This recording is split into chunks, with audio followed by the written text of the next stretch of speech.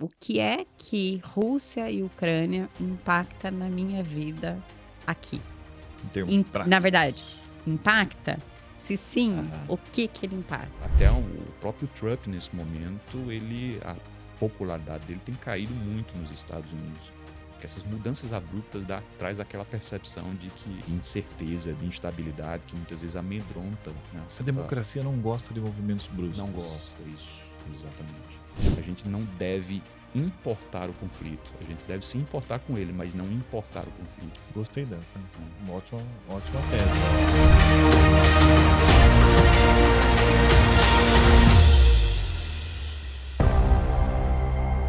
Olá, amigos e amigas. Sejam muito bem-vindos a mais um programa podcast Mentes em Foco, a nossa dose semanal de sanidade mental e aprendizado contínuo. Perfix Consultoria, o RH estratégico para a sua empresa. Podcast por assinatura. Sua voz, sua marca e sua história. Está na hora de recarregar as energias. Que tal um café? Nada melhor do que um café. Nossa Casa Café. Que tal?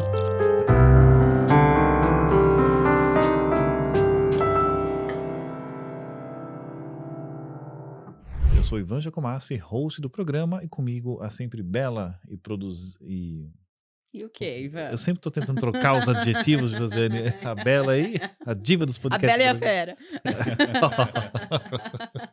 Só você para conseguir devolver um elogio na forma de uma agulhadinha ali, né? Mas tudo bem. Faz sentido.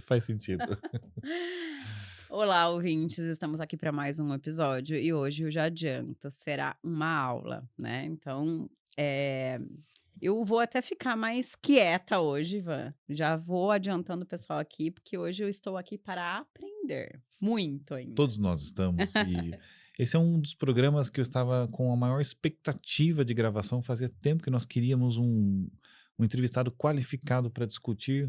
Basicamente, eu vou chamar o programa de hoje de Um Giro pelo Mundo, né? Nós queremos conversar sobre geopolítica, o que está acontecendo no mundo hoje, o que está pegando.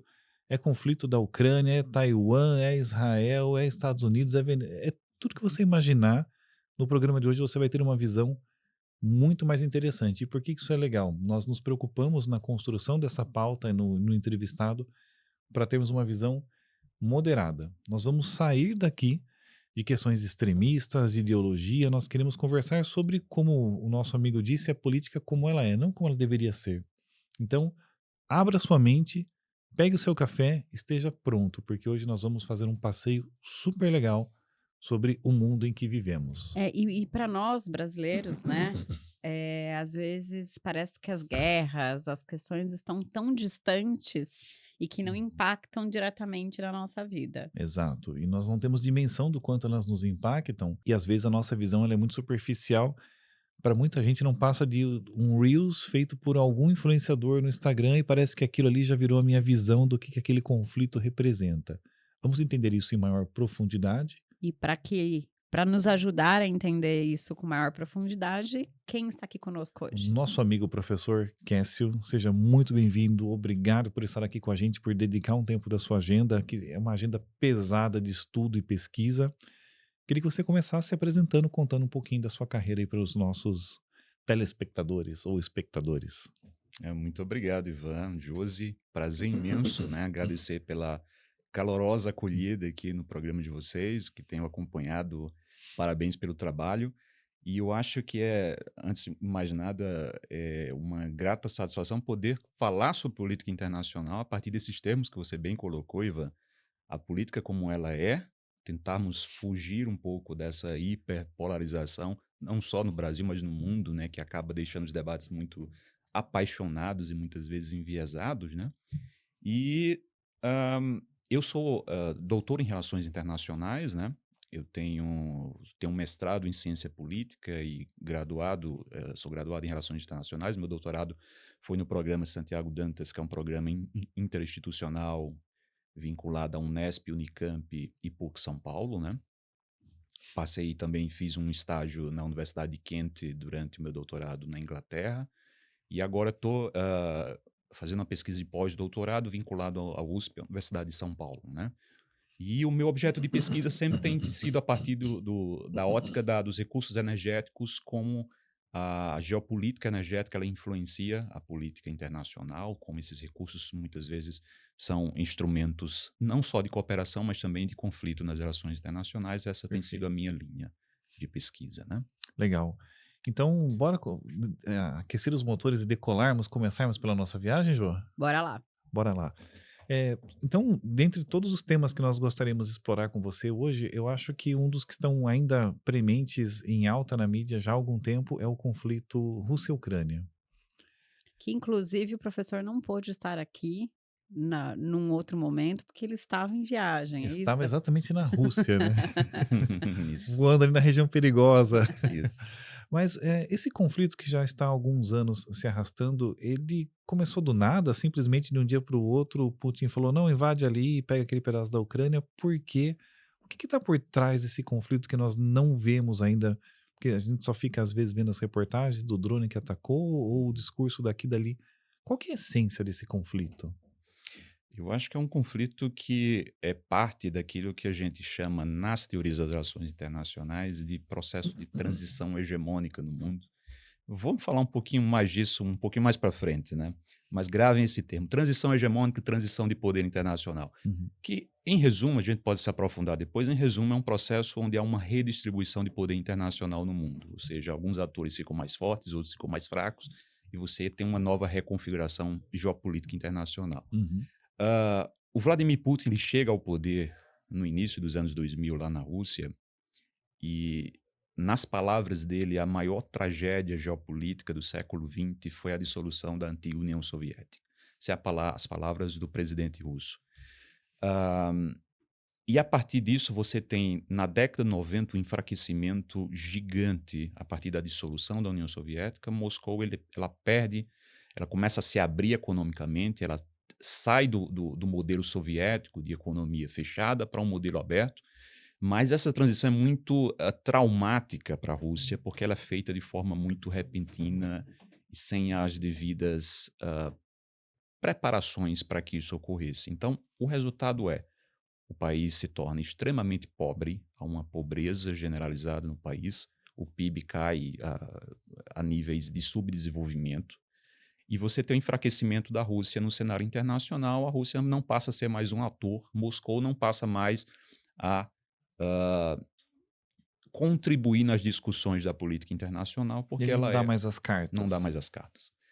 E isso, durante a década de 90, isso vai sendo cada vez piorado, né, na sociedade russa, essa percepção de enfraquecimento. Então, quando o Putin chega ao poder, ele vem e traz essa narrativa como o core, como o âmago da sua política externa, que é colocar Moscou novamente no lugar que, nas palavras dele, nunca deveria ter saído, que é no centro da política internacional. É quase um Make America Great Isso, Make Again. Russia Great Again. Uma versão russa disso. Isso, uma versão russa, perfeito. E o que nós vemos a partir disso, nós temos uma guerra da Geórgia em 2008, que a gente já tem uma primeira reação russa. A Rússia vai começando a perder influência sobre o que a gente chama de espaço pós-soviético, ou seja, os países que nascem a partir da dissolução da União Soviética, né? E esse enfraquecimento para a Rússia ele é absolutamente inaceitável, porque a Rússia considera esse espaço pós-soviético como o que eles chamam da sua esfera de influência. Esfera de influência é um termo de grandes potências. Só grandes potências... Projeção de poder. Projeção.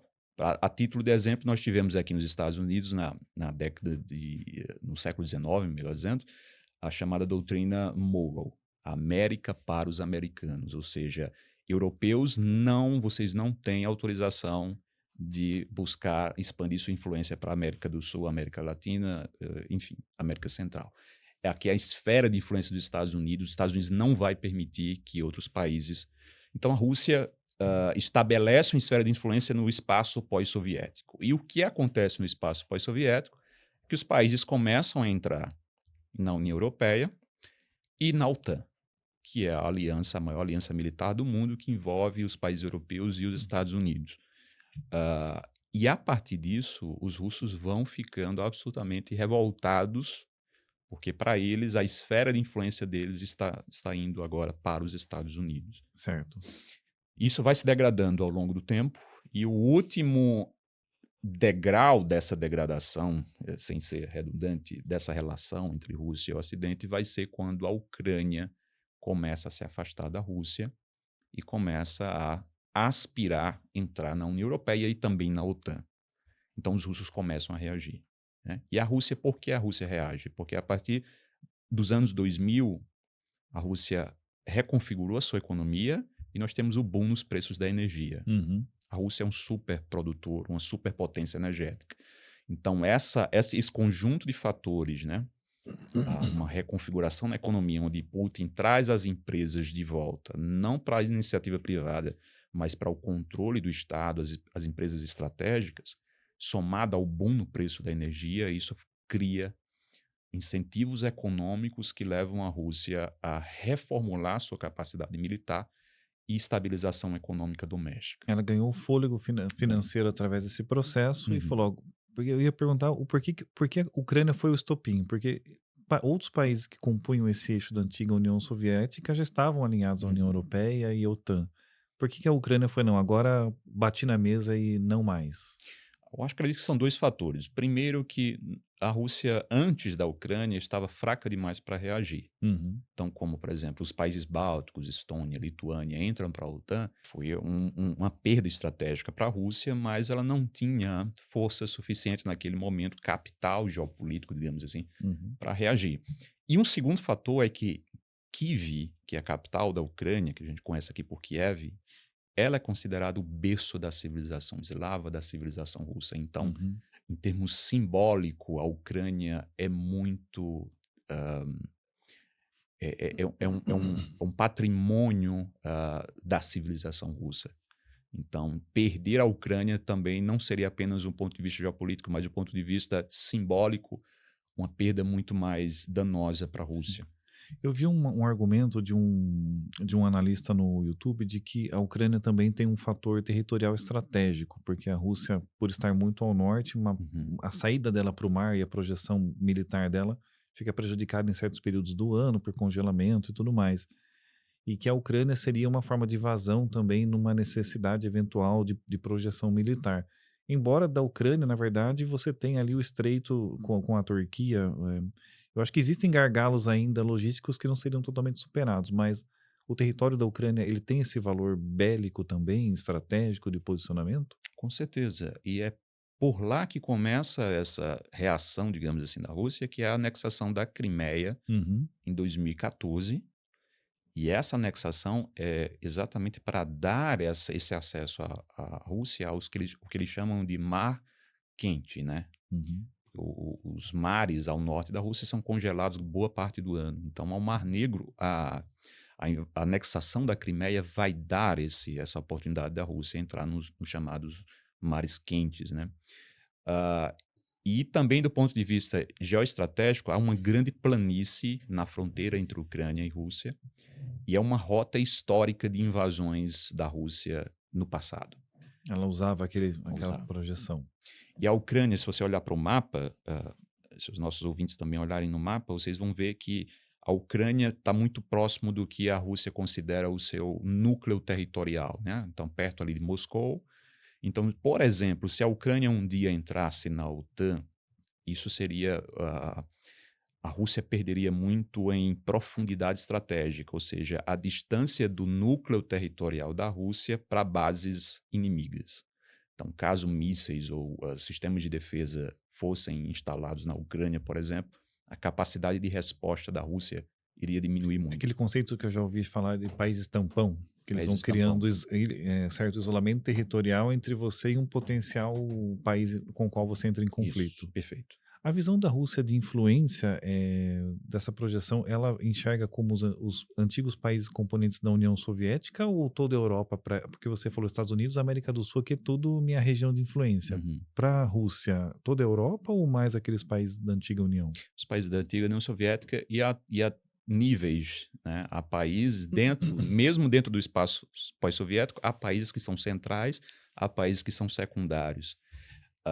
Mas é muito interessante, e a minha ida para a Rússia abriu muito a minha mente. Eu ia te fazer essa pergunta, porque você disse assim, ó, foi uma experiência extraordinária. Eu queria saber dessa... antes de eu ir para a Rússia, eu tinha uma imagem de que talvez a Rússia não ousaria ir para além da Ucrânia.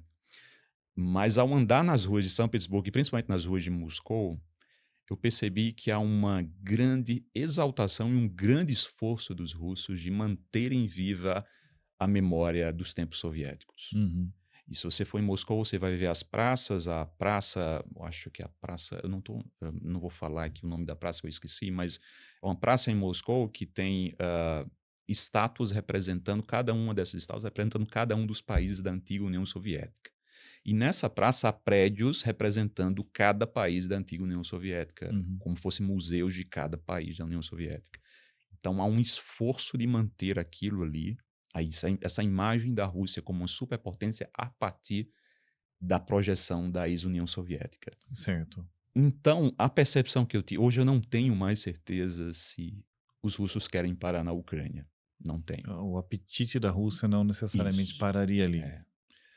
Eu ouvi já opiniões de alguns analistas e me parece que faz algum sentido de que também a questão da tempestade perfeita, no sentido de que a Rússia tinha ganhado poder econômico com a questão das commodities, mas também um oponente importante no cenário global que são os Estados Unidos. No momento da invasão da Ucrânia, o presidente em exercício era o Biden, que não era conhecido por ser um presidente de muito ímpeto, de muita gana ou projeção realmente. Ele era considerado, acho que um pouco mais retraído militarmente, e que isso seria um componente que teria pesado na decisão estratégica da Rússia, no sentido de que, olha, um oponente importante está fraco, entre aspas, nesse momento, porque ele tem uma liderança fraca. É um momento ideal para atacar. Faz sentido essa visão também? Se fosse o Trump, e lembrando, não estamos fazendo apologia, atacando ou defendendo, mas olhando o tabuleiro, será que com a postura mais maluca ou aguerrida que o Trump coloca, isso teria colocado um freio, talvez, vou, não vou, ataco ou não ataco a Ucrânia? Porque a ideia original era invade a Ucrânia e rapidamente assume o controle, não era para ter ficado anos em conflito, né? Uhum. Olha, Ivan, eu diria que é um conjunto de fatores. Eu acredito que o fator Biden é um dos elementos, não sei se o determinante, acredito que não. Mas se a gente analisar de uma forma mais abrangente, o mundo estava vindo de uma pandemia, que eu acho que é outro elemento, porque as economias estavam absurdamente afetadas. A Rússia se preparou para essa guerra. A Rússia tinha um mecanismo no seu preço de petróleo, era que quando o barril de petróleo estava para além de $70 o barril, tudo que passava naquele valor ia para uma reserva estratégica. E era uma reserva, eles construíram aí uma reserva de cerca de $250 bilhões só de reservas para criar uma certa resiliência econômica durante esse período de conflito. Sim. Então, acredito que a pandemia, a fragilidade econômica de vários países ao redor do mundo, a tragédia humanitária que representou a pandemia, muitas vidas perdidas ao redor do mundo, isso poderia também ser um fator de desencorajar os líderes a entrarem numa guerra logo depois de uma pandemia tão traumática. Eu acho que foi um conjunto de elementos que eu acho que fez com que Putin percebesse que aquele é o timing correto para essa invasão, né? Agora, a resiliência da Rússia nesse conflito é algo assim impressionante, né? Porque é um país que não é rico, construiu reservas, mas não era um país rico. Não era um país rico. O professor porque ele vai ele- elucidar é. isso. Quero dizer, não. Bom, vamos lá. Renda per capita, talvez. Eu não acho que ele fosse tão rico assim, mas tinha reservas poderosas. Mas o mundo inteiro tentou estrangular a Rússia nesse conflito, né? Questão da exclusão do sistema financeiro internacional, boicote econômico. E ela resilientemente aguentou todos esses anos de conflito consistente dentro da Ucrânia, sem, me parece que, entrar no processo de declínio, né, no sentido... E, aliás, eu ia perguntar, como que o professor vê o status atual desse conflito? Estamos caminhando para uma finalização? Estamos longe disso? Quem é o vencedor? Talvez, olhando o tabuleiro hoje... Alguns analistas ocidentais disseram que quando as sanções foram aplicadas à Rússia, a exclusão do sistema SWIFT, que você bem se referiu, causaria um colapso na economia russa em Uhum. poucos dias. Uhum. Né? E longe disso. O que a gente teve foi uma desaceleração do crescimento. Não houve retração econômica, mas houve uma desaceleração. Ou seja, no lugar de crescer 6, 7%, estava crescendo 2, 3% por mês. E eu acredito, e foi uma das coisas que mais lá na Rússia eu procurei sondar, conversar com os russos, era isso, como cada setor tem respondido às sanções. E a impressão que eu tenho é que a Rússia ela começou a criar anticorpos a partir de 2014, quando ela anexa a Crimeia, já recebe as primeiras sanções econômicas e parece que ela já começa a se preparar a partir dali para novas sanções. E basicamente o que é que ela tem feito? Tudo que ela tem perdido acesso, especificamente em termos econômicos, rapidamente, só para dar um exemplo, nenhum cartão internacional funciona lá. Eu tive até dificuldades quando eu fui para lá, porque a gente tem que levar dólares para trocar lá pela moeda local. Verdade, né? O cartão não vai rodar lá. Não Não, roda. não tem maquininha da Visa lá. Não. Nem esses bancos digitais da Wise, Nômade, nada funciona lá. Então a gente tem que levar dólares e trocar para lá. Acontece que até na hora de trocar dólares, as notas não podem ter nenhum tipo de marca. Eu levei 2 notas que tinha um pequeno carimbo, marcas de carimbo, eles não aceitaram lá e para conseguir trocar esse dinheiro foi uma confusão. Sim. Mas assim, Não pode acabar o dinheiro lá, então. não pode. Tem que ir com uma boa reserva para Tem você de boa acabar. reserva. Aí tem questões mais alternativas, assim, pessoas que fazem trabalho de câmbio mais informais, né? Mas assim, para você ver, então, só bancos russos, você tem que abrir um banco lá, uma conta bancária lá, e os cartões de créditos locais vão funcionar. E a outra coisa é, principalmente quando, por exemplo, a gente visitou uma central lá de trens lá de Moscou, e eles explicando que uma das características das sanções foi uma peça que eles têm muito, quebra muito nos trens, que eles recebiam da Alemanha essa peça, e os alemães passaram a cortar esse acesso para eles, e eles tiveram que começar a importar da China, mas eles disseram que o produto chinês não é tão bom, mas ao mesmo tempo que ele estava importando da China, eles estavam desenvolvendo a sua própria capacidade de produzir aquele produto peça. localmente. Então, é um conjunto de uns esforços, né? Tanto estimulando a indústria local para produzir esses recursos, como a importação do comércio chinês, que é, evidentemente, a maior indústria do mundo hoje. Então, essas questões, esse conjunto de fatores fez com que a Rússia pudesse, de certa forma, sobreviver a essas sanções. Socialmente, você não vê nenhuma espécie de desabastecimento nos supermercados, você não vê mendigos no meio das ruas, você não vê...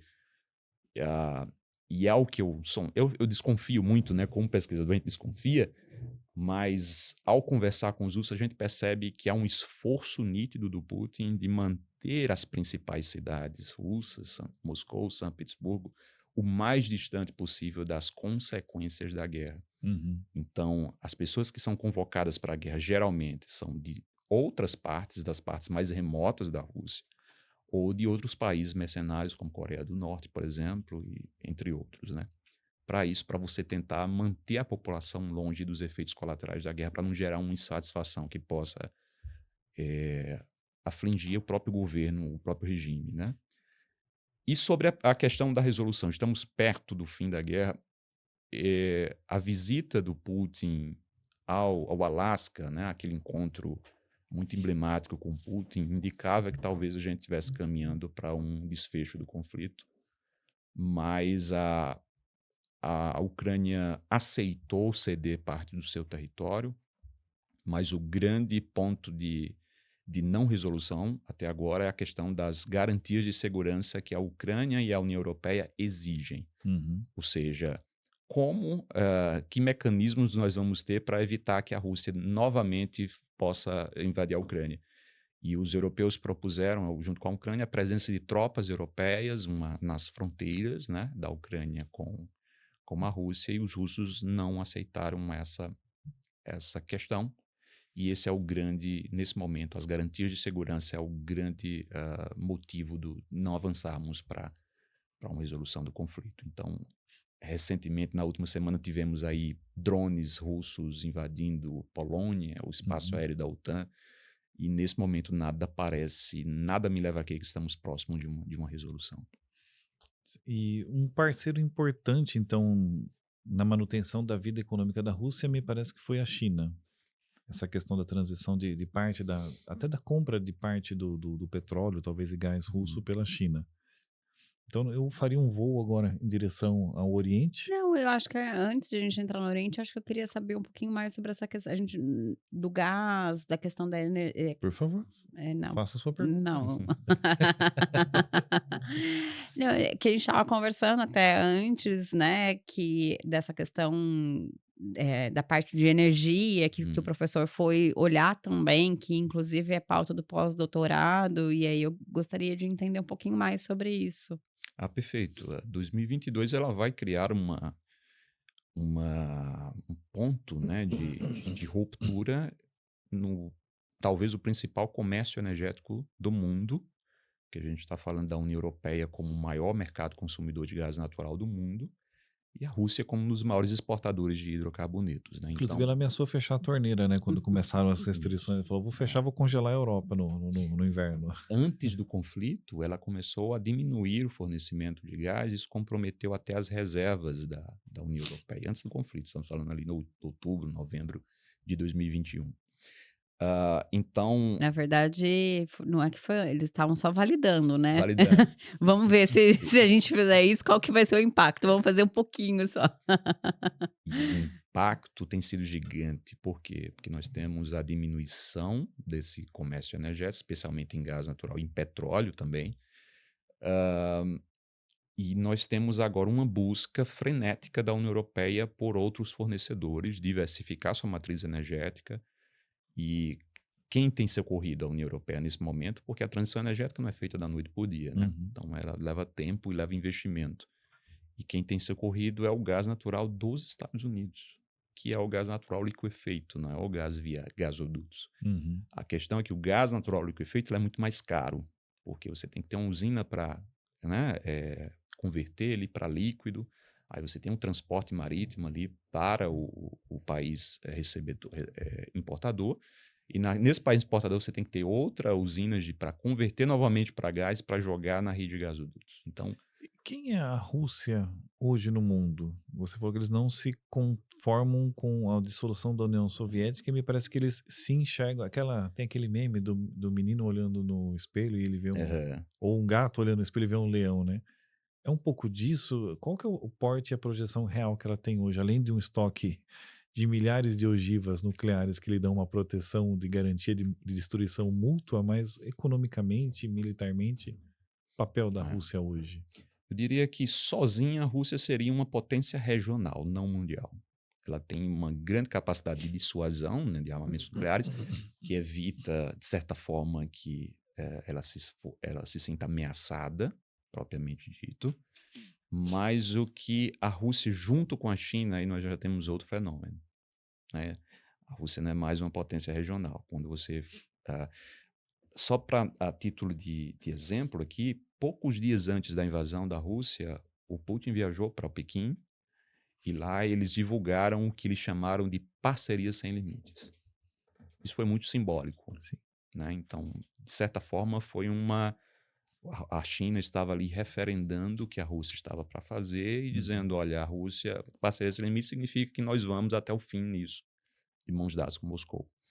Então, acredito que essa parceria entre Rússia e China aí sim torna um bloco antagônico com projeção de ameaçar a hegemonia dos Estados Unidos. A gente pode falar um pouquinho da transição hegemônica um pouquinho mais para frente, que eu acho que explica melhor esse momento de fragmentação internacional. O professor já falou isso no começo, esse termo no começo A transição hegemônica. Continue, anotem aí, que nós vamos até o final desse programa responder isso. Isso. Posso fazer o meu voo agora para o Oriente? Pode. A gente volta, vamos girando pelo mundo. Vamos girando, vamos voltando. Na verdade, nós estamos girando, mas arrisco dizer que nós vamos cair sempre nos mesmos, naquele polo de comando ali, né? É porque tem um outro conflito que não aconteceu de fato, mas eu acho que ele tem no meu ponto de vista, uma proximidade com a questão da Ucrânia, que é o fato de que muita gente apostava que pós-Rússia invadindo a Ucrânia, China iria partir para uma anexação tentativa de anexação concreta de Taiwan. Mas isso acabou não acontecendo. No caso de Taiwan, os Estados Unidos eles se projetaram mais no sentido de, peraí, a Ucrânia até vai. O interesse deles não era tão forte naquele local, mas Taiwan ninguém vai pôr a mão, que tem uma questão econômica muito estratégica. Eu queria que o professor falasse um pouquinho sobre esse conflito que ainda não eclodiu, mas que é sempre um risco premente também. Muito bem colocado, Ivan. A Taiwan é um território muito sensível dentro da geopolítica internacional, especialmente, eu diria, não só por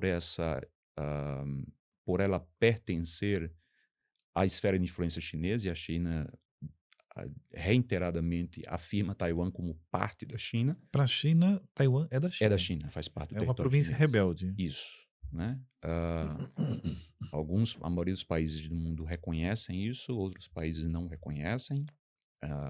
A China tem Taiwan tem uma forma de governança semi-autônoma em termos de governança local, mas faz parte da China do ponto de vista geopolítico, digamos que sim. O problema de Taiwan hoje, ou pode ser a salvação de Taiwan até o momento, e pode ser um problema no futuro, é a importância estratégica que Taiwan tem dentro do mercado de semicondutores, né? Sim. E quando a gente fala de semicondutores, a gente está falando do celular, que a pessoa que está ouvindo a gente hoje ou assistindo está usando o computador. Tudo que se refere à comunicação, tecnologia de massas, tecnologias militares, tecnologias aeroespacial, enfim, tecnologias econômicas. Depende de semicondutores. Semicondutores. Então, o chipzinho que faz o nosso celular funcionar, ele é feito de um semicondutor. E Taiwan hoje tem uma empresa que é a TMSC, em inglês ela significa Taiwan Semiconductor Manufacturing Company.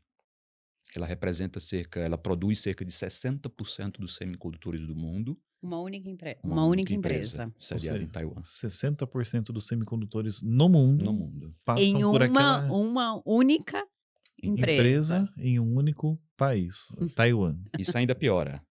Fica melhor. Fica pior. Os semicondutores mais avançados do mundo, ela fabrica cerca de 80% dos semicondutores mais avançados do mundo, que é uma categoria.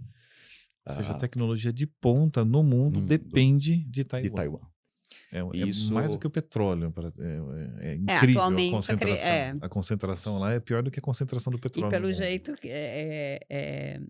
o petróleo sempre é uma moeda importante, mas talvez essa daí tá ali, né? Tá muito mais pesada no meu ponto de vista hoje em termos de concentração, né? E isso gera para Taiwan o que alguns analistas chamam de escudo do silício. Ou seja, os países pensam muito bem antes de qualquer iniciativa militar a respeito de Taiwan, porque isso comprometeria de fato a produção poderia comprometer a produção dessas empresas e colapsar o setor tecnológico internacional. Então, já imaginou uma empresa daquela sendo destruída, o fluxo gigante de semicondutores que ela produz deixar de fluir, né? Então, o que é que nós temos? Nós temos, nesse momento, ela se salvando por conta disso. A China não quer invadir nesse momento para não gerar algum tipo de reação dos Estados Unidos que possa provocar essa instabilidade no comércio internacional, em termos de semicondutores.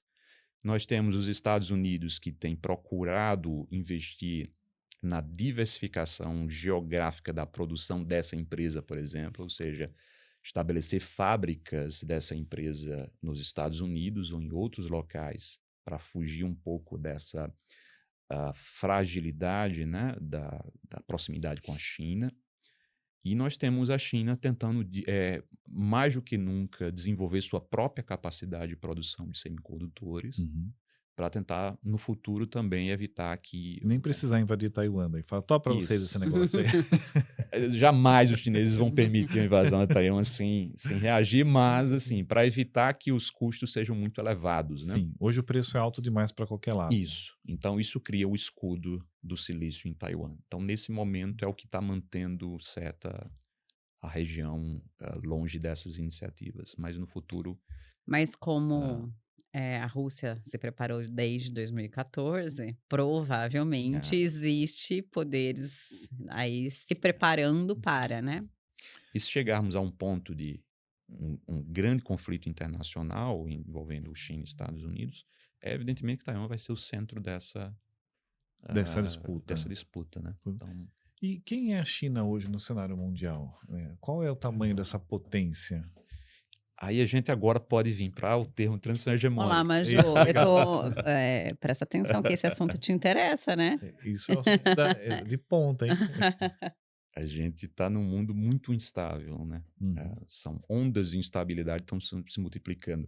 2 semanas atrás, numa semana só, a gente teve o exercício militar lá na China, que, né, o mundo parou para assistir um exercício gigante, uma festa, né, um festival chinês para divulgar o seu poder militar e tecnológico. Na outra semana, nós tivemos a revolução no Nepal. Poucos dias depois, aquele influenciador lá nos Estados Unidos ligado ao presidente Trump é assassinado. Os drones aí russos invadindo, isso em menos de um mês, né? Nós tivemos várias ondas de instabilidade.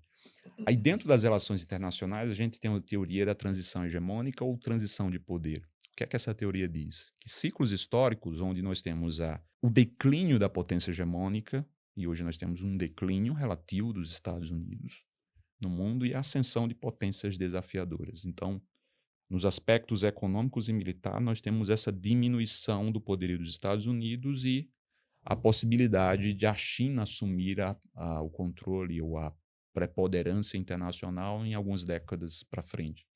Quando isso acontece, a teoria diz que nós temos 2 opções aqui, dois possíveis resultados. Essa potência hegemônica pode aceitar que o seu tempo acabou e preparar a transição para a próxima força. Aconteceu isso com, por exemplo, Estados Unidos, quando o Reino Unido vai declinar e os Estados Unidos assumem tinha um conflito entre os 2 países. Eram aliados, então essa transição foi mais suave. Mas hoje nós temos uma convergência de língua, né? Convergência de língua, convergência cultural, convergência de muitos fatores. Mas com a China nós não temos nenhum tipo de convergência. São polos antagônicos em termos de princípios, valores de civilização, modelos de mundo, etc. E, na maioria das vezes, quando isso acontece, nós temos a percepção da potência hegemônica de que ela tem que reagir, de alguma forma. Sim. Quando ela tem que reagir de alguma forma, nós temos essa multiplicação de ondas de instabilidade. Por exemplo, trazendo aqui por exemplo, os Estados Unidos agora começaram esse processo de tarifas, né? Contra a China, contra a União Europeia, contra o Brasil, contra o Japão, Coreia. O que representa esse sistema de tarifas é um dos elementos que expressam esse cálculo geopolítico dos Estados Unidos, que ele precisa reagir.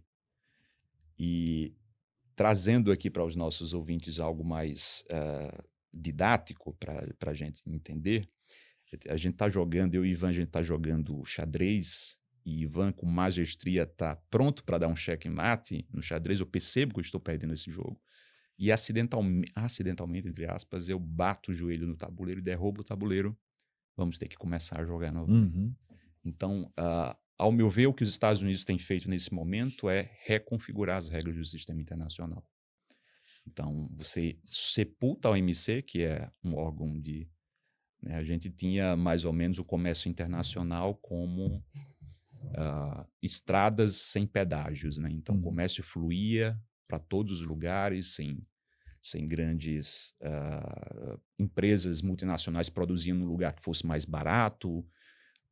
Então, o cálculo é diferente. Hoje, com as tarifas, nós entramos nós colocamos pedágios agora. Então, mas eu acho que essa é uma questão interessante, né? Nós brasileiros, e até por uma questão de narrativas e tal, a gente tem às vezes a percepção de que a tarifa está acontecendo só para o Brasil, né? É um recorte, a gente fica só olhando. Então, na verdade, acho que essa é uma questão importante de dizer, outros países também estão sendo tarifados, e talvez tenha muito mais a ver com essa questão de dar uma ajoelhada no tabuleiro do que qualquer outra... E mais, eu acrescento uma pimentinha aqui pro professor, ele que resolva depois. Mas tentando, ainda que com o risco de entrar numa esfera de debate ideológico, que não é minha intenção, mas colocando um ponto de vista, a fala do professor é muito pertinente. Na verdade, você pode fazer a pergunta e ele traz a moderação, Isso, entendeu? A exato, resposta vem moderada. Mas eu vou tentar construir da melhor forma possível, dentro das minhas limitações. Mas a fala do professor é muito apropriada quando ele diz essa joelhada na mesa para derrubar as peças. Opa, vamos começar, estamos reconfigurando. De fato, eu concordo que é muito visível que a transição da presidência do governo Biden para o governo Trump.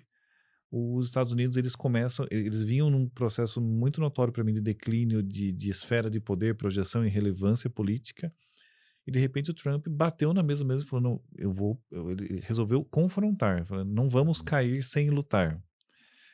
E para mim essa questão da tarifa foi o primeiro momento porque eu assisto às vezes alguns discursos dele dizendo, não, se você não estiver, basicamente me parece que a linha retórica dele é, se você não estiver comigo, você vai perder. Então ele sai taxando todo mundo, porque daí ele vai construindo negociações para tentar reaproximar os países. E para mim a fala é mais ou menos o seguinte, tô te taxando, a linha oficial é porque nós não tínhamos uma boa relação econômica, mas eu acho que ele está olhando o tabuleiro mundial e tipo Brasil, eu sei que você está um pouco mais alinhado do que seria a prudência em relação à Rússia e China.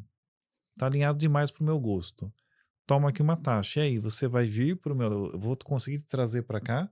Ou você vai realmente degringolar para lá em definitivo? E me parece que ele está colocando essas jogadas para enxergar o tabuleiro e dizer, olha, você está indo naquela direção ou nessa? Porque nós vemos que o governo tem certas tratativas que podem ser interpretadas como... Você é amigo de quem? Isso. Você quer brincar com ele? Você pode brincar com os dois, mas você é melhor amigo de quem? Faz sentido, professor?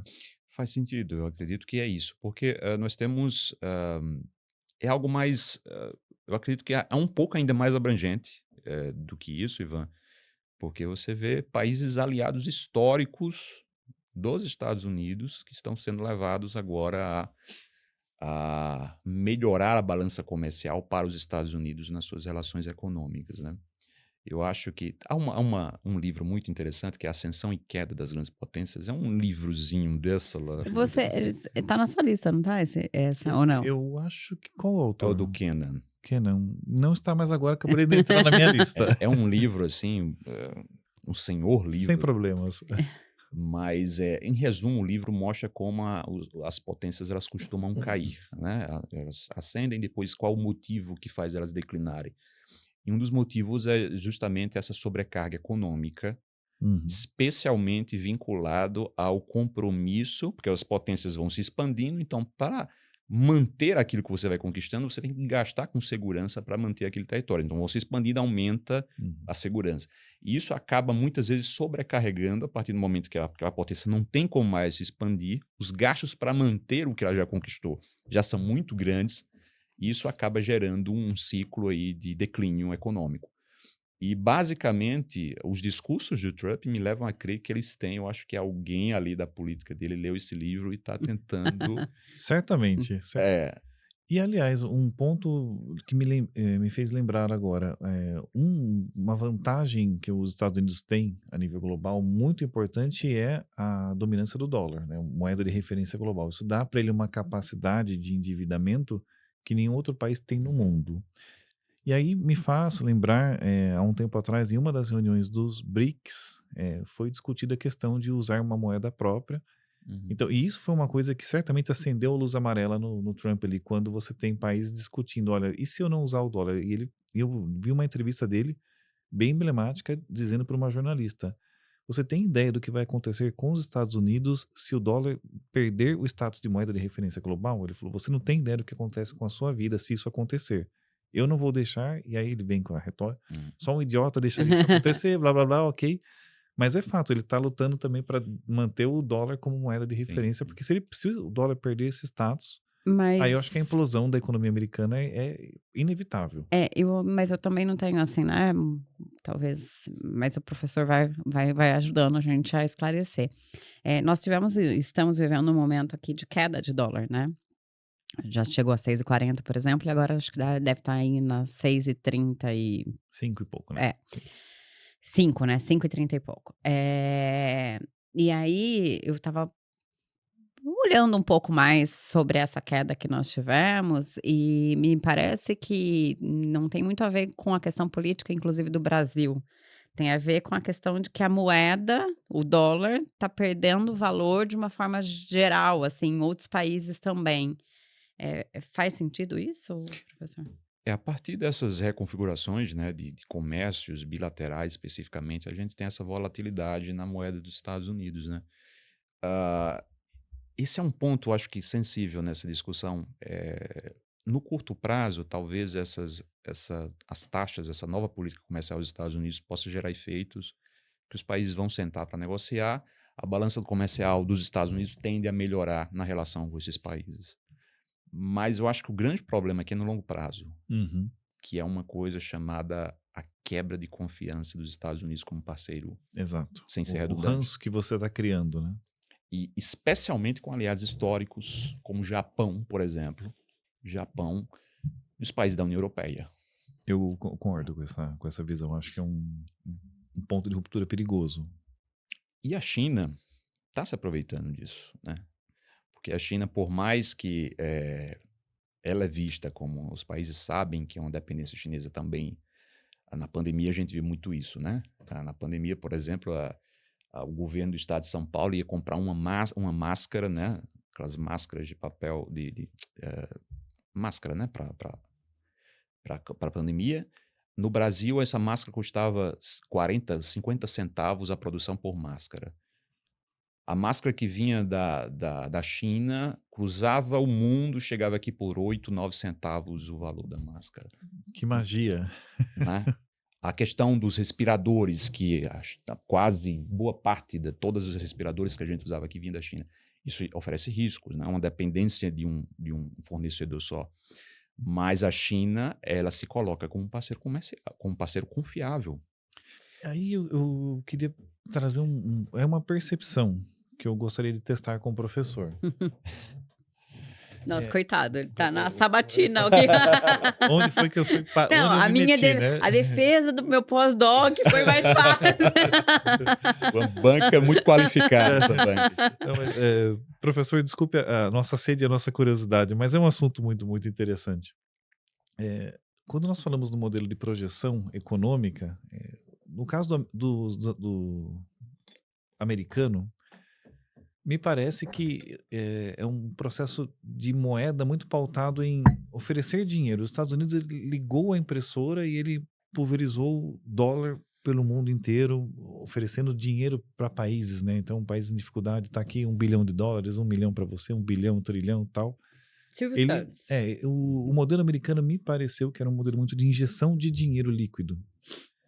O chinês, na projeção dele, me parece que ele é muito mais economia real, no sentido de que, vou fortalecer meu argumento, nós acabamos de conversar com uma entrevistada sobre reforma tributária, ela é gerente de transição da reforma na CPFL. Uhum. E conversando, ela falou, nossa, e agora a CPFL é chinesa, né? Eu falei, como assim? Foi comprada, você não sabia? Eu falei, eu não. E quando nós olhamos, tem a quantidade de questões concretas da nossa economia, de infraestrutura, que pertencem a fundos de investimento chineses, é muito grande e mundo afora. Então me parece que o negócio da China não é só, vou te dar dinheiro, não, eu vou comprar a sua infraestrutura, eu vou investir para construir portos, questões, eles investem no mundo de uma forma... Isso me parece que é diferente do modelo americano, só injeto dinheiro e você me deve. Não, aqui eu estou entrando realmente, de fato, na sua economia. Isso, Ivan. Eu acho que o modelo de desenvolvimento chinês ele é bem diferente do americano, né? E até porque a China tem o maior mercado consumidor do mundo, né? Precisa garantir acesso a recursos para o mercado interno e também recursos que possam alimentar a sua máquina industrial, que também é um dos maiores exportadores aí, da maior indústria do mundo, né? Então, esse modelo precisa... Os chineses trabalham muito com o processo de confiança e de acordos de longo prazo. Então, até o próprio modelo político chinês, nos Estados Unidos, nós temos um modelo democrático, assim como no Brasil, e esse modelo pode possibilitar que a cada 4 anos nós tenhamos algum tipo de mudança nas diretrizes econômicas e políticas do país. Sim. que no Brasil a gente percebe muito isso, as diferenças fundamentais em termos de política externa, e entre outras, na mudança, por exemplo, de Bolsonaro para Lula, ou de Lula para FHC, entre outras coisas. Mas a China, por ter, né, um processo político muito mais centralizado, o Partido Comunista Chinês projeta o país com documentos para 50 anos para frente. Então, eles precisam de construir esses laços mais duradouros para poder atingir as estratégias de longo prazo.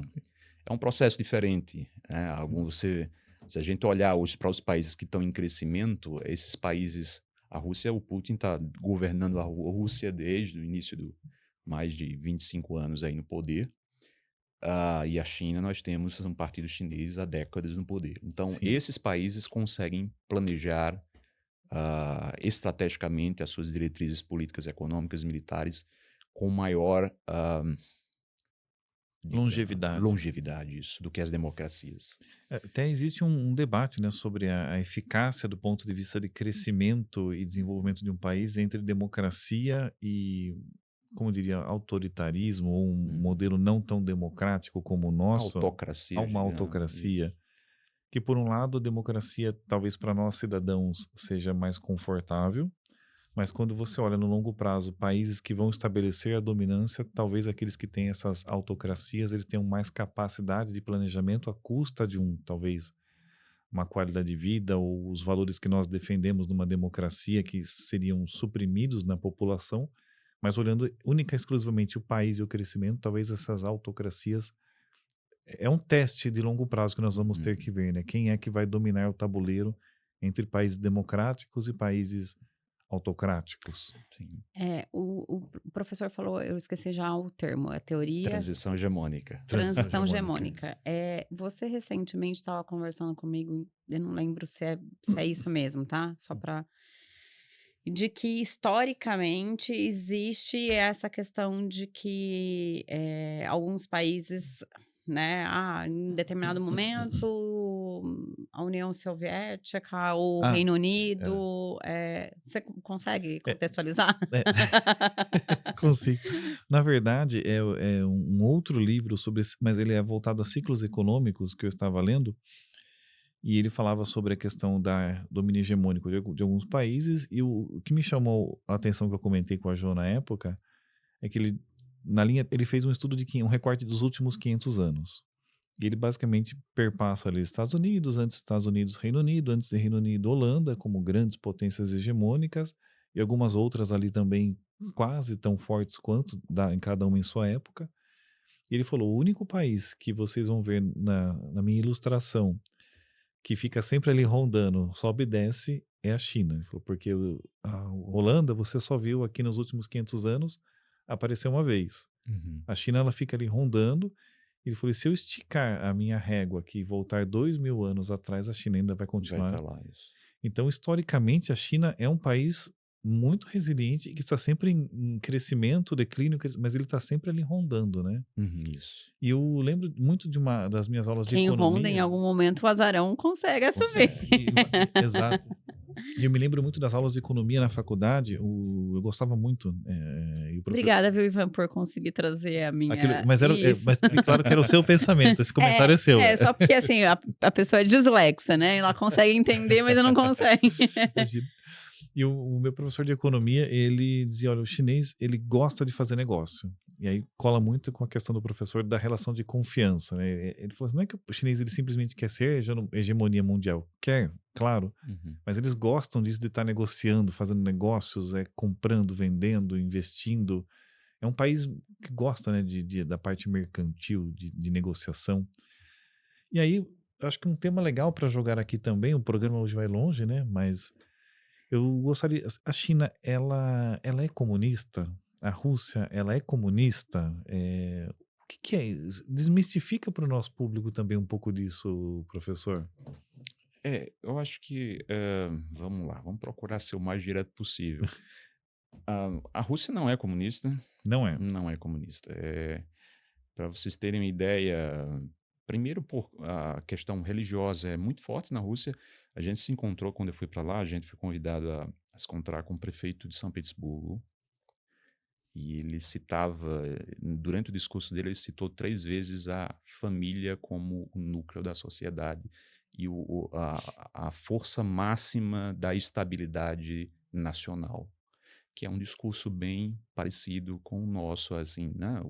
E nada a ver com o comunismo, E né? nada a ver O com o pensamento comunismo. marxista ali Isso. não cola nisso. Apesar de você ter estátuas de Lenin por todo canto, eles se identificam muito com essa civilização mais identitária, sabe? Um país cristão de raiz ortodoxa e tal. Se opõem, eles se colocam como opositores do liberalismo europeu Uhum. e do americano. Eles são muito críticos, você analisar os grandes teóricos por trás do putinismo, eles são muito críticos desse liberalismo porque, na visão dos russos, esse liberalismo ele se sobrepõe às tradições e às características civilizacionais dos povos. Eles tentam, o liberalismo buscaria uniformizar os povos, né, através de princípios que não todos se identificam com eles, né? Uhum. E eles dizem que isso poderia comprometer as características de cada civilização, e eles são críticos quanto a isso, né? Tá? Sim. Falando da Rússia.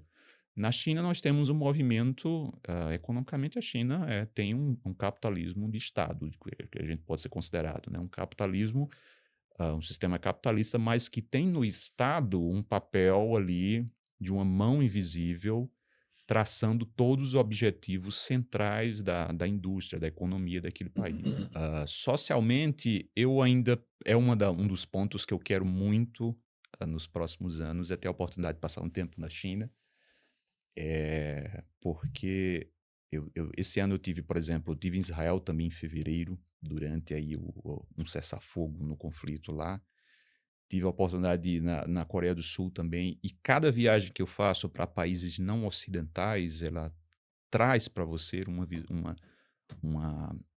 elementos que enriquecem muito a sua visão sobre o mundo e sobre esses países, né? Que a gente está tão aqui encharcado com os nossos princípios e valores que a gente não consegue entender muitas vezes esses outros países. Mas eu diria que a China tem o comunismo, ele está muito mais centrado na questão da configuração de Estado, né? Da parte governamental de um partido tomando as rédeas do país, né? Visão sobre propriedade. Isso. Então, mais nada. Hoje em dia nós não temos um país comunista em termos na essência do que significa comunismo, não. Nós temos países que Nem Coreia do Norte não seria mais comunista pura, será? Coreia do Norte, eu já não vou entrar nessa. Aliás, ninguém entra lá. Isso. Piadinha pronta. Pronto. Eu não vou entrar na seara da Coreia do Norte, porque até se é difícil de entrar no país, imagine você conhecer a fundo as características da Coreia do Norte. Mas eu não me arrisco a nadar nesse oceano. Mas só pra gente, acho que eu quero fazer até um passo atrás. Nós falamos sobre a questão da Rússia, da Ucrânia, e depois dos Estados Unidos, e eu queria só trazer essa questão. O que é que Rússia e Ucrânia impacta na minha vida aqui? Em termos práticos. Na verdade, impacta? Se sim, o que ele impacta? Tá muito boa, Josi, sua colocação. Se a gente voltar um pouquinho lá para janeiro, fevereiro de 2022, pouco antes, tinha tropas já russas estacionadas ali, o mundo já esperava a invasão à Ucrânia, e o presidente do Brasil naquela época, que era Bolsonaro, ele fez uma viagem para a Rússia, pouco antes do conflito começar. E qual foi o motivo dessa viagem?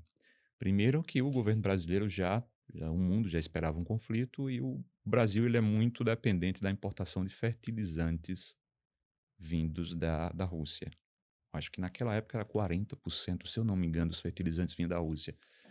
E o agronegócio brasileiro é o motor da economia brasileira, né? Uhum. Então havia uma preocupação do setor de que esse conflito pudesse gerar algum tipo de interrupção nesse fornecimento. Então o Bolsonaro vai lá para garantir que esse fluxo continuasse mesmo a partir de um conflito. Certo. Veja, um governo alinhado com os Estados Unidos, né, em termos retóricos, estaria, de certa forma, mas você vê como um interesse nacional de uma base do governo, que é o agronegócio brasileiro, é uma base no Congresso, né, do antigo governo, e ele fez com que houvesse essa preocupação. Então, há a manutenção, né, do fornecimento desses fertilizantes, e mais do que isso, nós tivemos uma ampliação, depois já com o governo Lula também, da importação do diesel da Rússia.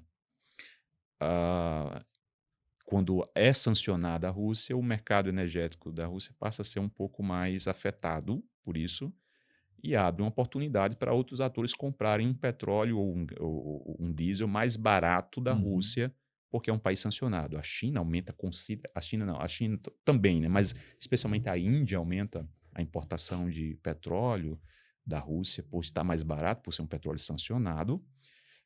E qual foi o primeiro efeito da guerra? O primeiro grande efeito foi que houve uma interrupção no comércio de grãos. A Ucrânia é um dos principais produtores de grãos. O Mar Morto ali, que a rota estava, de alguma forma, bases militares estavam impedindo que o comércio fluísse a partir do Mar Morto. E nós temos um preço dos alimentos no mundo disparam. Lembrem que é início de 2022, ainda na esteira da pandemia, onde as economias estavam começando a se reerguer. E depois disso, nós temos uma inflação no preço da energia que não afeta tanto o Brasil, mas vai afetar a União Europeia de forma imensa. O preço da energia dispara por conta dessa quebra nesse comércio e que vai gerando ondas de instabilidade ao redor do mundo. Sim. Então, energia e alimentos, 2 recursos que saem espalhando aí ondas de instabilidade internacional. E o Brasil ele vai hoje, nesse momento, sentindo menos efeitos da guerra da Ucrânia, né? Mas outras regiões, como a União Europeia especificamente, têm passado, a própria indústria da União Europeia tem sofrido muito com os preços da energia. A Alemanha, que é o motor, por exemplo, da economia da União Europeia, muitas indústrias têm mudado para outros países onde a energia é mais barata, principalmente indústrias intensivas de energia, como metalúrgicas, entre outras, porque está sendo muito inviabilizada a produção a partir de preços de energias mais altos, porque a Europa está pagando mais caro pelo gás natural do que feito dos Estados Unidos, entre outras coisas. Existem outros conflitos que estão acontecendo mundo afora nesse momento que tenha impactos mais diretos no Brasil e, consequentemente, para a gente, população? Você falando agora, eu acabei de lembrar de um efeito muito importante desse conflito, que pode se tornar um problema para o Brasil, que é essa questão da importação do Brasil do diesel russo. Porque o Trump, nesse momento, começa um movimento de querer punir os países que continuam importando os recursos energéticos da Rússia, né? Porque na visão dos Estados Unidos e da Europa, é o que alimenta a economia da Rússia, é a exportação de energia. Então, os países que estão importando energia da Rússia estão contribuindo para a longevidade do conflito. Então, isso pode, no futuro, pode representar alguma consideração que possa levar o governo dos Estados Unidos a aumentar as taxas ou criar algum tipo de sanção contra o Brasil, por exemplo, né? Nós temos a Venezuela também aqui perto. O conflito, a própria instabilidade doméstica da Venezuela já tem gerado efeitos. Eu acredito que 700 mil venezuelanos já tenham entrado no país desde 2015 aproximadamente, se não me falha a memória. Mas nós temos uma instabilidade por conta do isolamento das sanções que são aplicadas contra a Venezuela, uma instabilidade doméstica, uma crise política com eleições questionáveis na Venezuela. E isso tem gerado fluxos migratórios que têm afetado o Brasil. O Brasil direcionou 300 milhões de reais para o chamado Programa Acolhida, né, que era tentando absorver os fluxos venezuelanos para o Brasil, mas há países ali do Amapá, país do norte ali, que não conseguem mais, não tem infraestrutura mais para absorver essa população. Sim. Já são regiões carentes e com esses fluxos migratórios você amplifica esses desafios. Então, é outro conflito que tem gerado efeito. E agora, com esse potencial, né, a potencial elevação desse conflito para patamares de um conflito militar a partir do que os americanos chamam de uma guerra contra o narcotráfico aqui na região, isso pode gerar ainda mais efeitos, principalmente em termos de fluxos de refugiados que pode atingir o Brasil. Essa guerra contra o narcotráfico, traduzindo, qual que é o movimento concreto que os Estados Unidos estão fazendo de incursão na América do Sul? A ideia é realmente invadir Caracas e caçar o Maduro? O que está rolando ali? Eu acredito que seja, de fato, o problema das drogas é um problema real nos Estados Unidos. Uhum, O fentanil, entre outras drogas, tem gerado emergências na saúde pública, muitas mortes. É um problema real nos Estados Unidos. Mas como o Trump tem caracterizado esse problema, né, acusando até o próprio governo venezuelano de estar sendo cúmplice disso, colocando a cabeça do Maduro aí por 50 milhões, se eu não me engano, o valor da recompensa da cabeça do Maduro, parece que a questão das drogas tem sido também instrumentalizado para tentar gerar algum tipo de mudança no regime na Venezuela, especialmente a partir da concepção de que a doutrina Monroe, novamente aqui, a América para os norte-americanos, né? E especialmente a América do Sul como uma esfera de influência dos Estados Unidos e especificamente nos últimos anos a Venezuela cada vez mais próxima politicamente, economicamente da China e da Rússia na região. Então esse país tem se tornado aí uma zona, tem recebido armas, a própria Rússia fornece armas para a Venezuela. Economicamente, os chineses têm investido pesado na Venezuela. Então, isso pode estar sendo visto pelos Estados Unidos como um problema no quintal geográfico dos Estados Unidos. Simbolicamente, também é algo que a gente pode ser, evidentemente, salvo as devidas proporções, algo análogo ao que aconteceu em Cuba durante a Guerra Fria, né? Algo próximo ali dos Estados Unidos que possa representar um grande aliado do inimigo dos Estados Unidos hoje, que é a China. Então, acredito que os Estados Unidos vão tentar, de alguma forma, reestabelecer o controle, colocar ali na Venezuela algum tipo de governo pró-Estados Unidos. Na minha visão simplista, ou, né? Eu tava aqui pensando assim, o Trump tá, ao invés de se preocupar com as batatas dele, né? Cuidar ali dos Estados Unidos, já tava ótimo, não sei o que e tal, ele tá botando o dele em muitos lugares, né? Mas, na verdade, o que ele tá fazendo é tentar demarcar território, mais ou menos, né? Dizer assim, que é essa questão do espaço. Aqui é meu, aqui é meu, aqui é meu, não mexe aqui e tudo E mais, na né? verdade Então, eles estão se cutucando o tempo todo ali, né? Porque a Venezuela cria aproximação com Rússia e China, incomoda os Estados Unidos porque é o quintal dele. Os Estados Unidos se aproxima ali de Taiwan e reconhece ele como um país independente, isso incomoda a China. É realmente essa coisa assim, vamos ver quem manda mais nesse planeta aqui. disputa de poder. Isso. Nenhum deles aí é totalmente vilão no sentido de que ele está fazendo por conta própria. Eles estão ali o tempo todo disputando espaço, disputando poder, disputando influência. Eu não tenho muita profundidade, mas eu já vi em algum lugar dizendo que nós, assim, temos muitos conflitos acontecendo nesse momento, né? Nós citamos os grandes ou os que talvez estejam mais, tenham mais relevância, não sei, mas existem, assim, sei lá, mais de 40 conflitos acontecendo no mundo ao mesmo tempo. É isso mesmo, professor? Muitos conflitos, né? A gente tem uma ondas de conflitos, conflitos tanto do ponto de vista de conflitos entre estados, conflitos entre grupos não estatais, atores não estatais, a própria Síria agora, depois da queda do Assad, nós temos ali disputas dentro do território sírio, no Afeganistão, no Iraque, a questão hoje, conflitos mais internos, como no Nepal, disputas são disputas gigantes, um número de conflitos e de ondas de instabilidade são muito significativos no momento, sem contar na África, que muitas vezes não é coberta os eventos africanos como se deveria.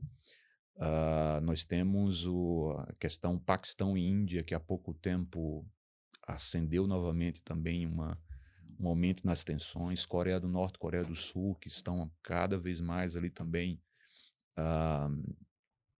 até um pacto aí militar aí assinado, possivelmente, entre a Rússia e a Coreia do Norte. A Coreia do Norte tem ajudado a Rússia com soldados, e em troca disso a Rússia tem fornecido armamentos para a Coreia do Norte, entre outras coisas. Então são várias zonas, né, de instabilidade internacional que faz parte das características desse processo de transição hegemônica, porque hoje uma guerra direta militar entre Estados Unidos, Rússia e China pode ser chamada da última das guerras, né? Pela capacidade destrutiva que nós temos hoje em termos de armas nucleares. Então, antes de chegarmos a esse ponto, espero que nunca cheguemos, mas antes de chegar nesses pontos, há outras esferas, há outros palcos, há outros ringues de guerra. Aí você tem uma guerra econômica em vigor há muito tempo, uma guerra tecnológica, disputa por recursos críticos, que o Brasil entra nisso também, para nossa capacidade, por exemplo, de lítio, de nióbio, que são recursos. O Brasil também é um país que tem as terras raras. Sim. É outro tema que ficou popular recentemente. Além das terras raras, não era de conhecimento nosso de que a gente tem a maior reserva de diamantes, né? Então tem várias coisas que... Nióbio, temos uma grande reserva de nióbio. Então, para você ter só uma aspa sobre essa questão das terras raras, o Brasil ele entra nesse momento agora num espaço de disputa, porque as terras raras são importantes para vários aspectos, especialmente em transição energética europeia. Então, para você construir baterias, para você construir painéis solares, usinas eólicas, você precisa de recursos, muitos desses recursos de terras raras, as chamadas terras raras. E a China domina cerca de 70%, 80% das terras raras do mundo, né? Mas o Brasil hoje tem também comprovadas várias terras raras. Então, os europeus começam a sondar o Brasil para tentar não criar algum tipo de dependência duradoura com os chineses. Os Estados Unidos também começam a sondar. O Brasil passa a ser aí atrativo para esses atores dentro dessa dinâmica, dessa disputa por recursos estratégicos. Então, por isso é importante a gente entender também essas dinâmicas de pressão externa, seja dos Estados Unidos, seja da China, para o Brasil tentar aderir a algum desses polos, porque recursos também, estamos falando de recursos estratégicos que são importantes para o desenvolvimento das grandes potências também, né? A diferença é que a China tem terras raras e ninguém entra lá, né? Porque Não, eu ia eles tocar... conseguem se defender. Então, eu ia Nós tocar... temos as terras raras e quem entrar aqui primeiro leva. Capacidade de dissuasão é zero, né? Eu ia tocar nesse ponto, porque um território que ele é do interesse internacional, minimamente deveria ter capacidade de se autodefender. O Brasil, capacidade bélica brasileira é pífia, infelizmente.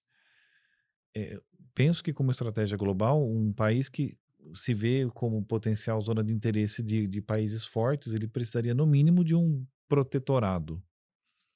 E hoje o Brasil não se alinha a ninguém, né? Ele não está nem com o pé concreto, tipo o americano. Aqui é protetorado. Protetorado é um termo bem antigo, mas no sentido de que, olha, se alguém invadir ali, tá mexendo comigo. E nem tá com um alinhado totalmente a Rússia e a China. Já que você não consegue se defender...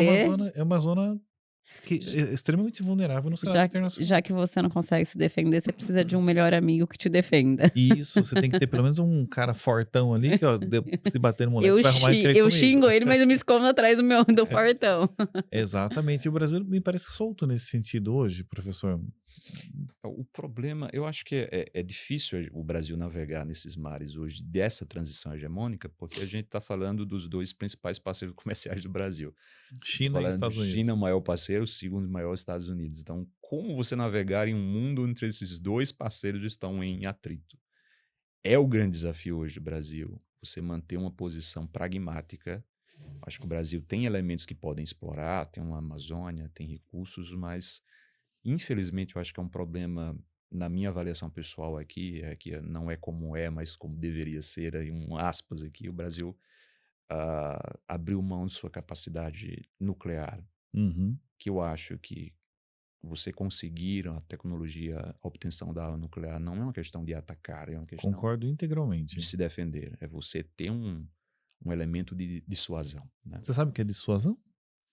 Não, o que que é dissuasão? Acho que vale a pena o professor explicar isso, então, porque esse é um ponto muito interessante. Mas eu vou deixar para o professor explicar, que ele vai falar muito melhor do que eu, claro. Dissuasão é aquele tipo de coisa. Basicamente, a linguagem aqui é o ladrão, quando ele vai assaltar uma casa, ele justamente vai na casa que não tem capacidade de dissuasão, ou seja, não tem cerca, não tem câmera, ele sabe que os moradores não têm armas ali dentro com eles, né?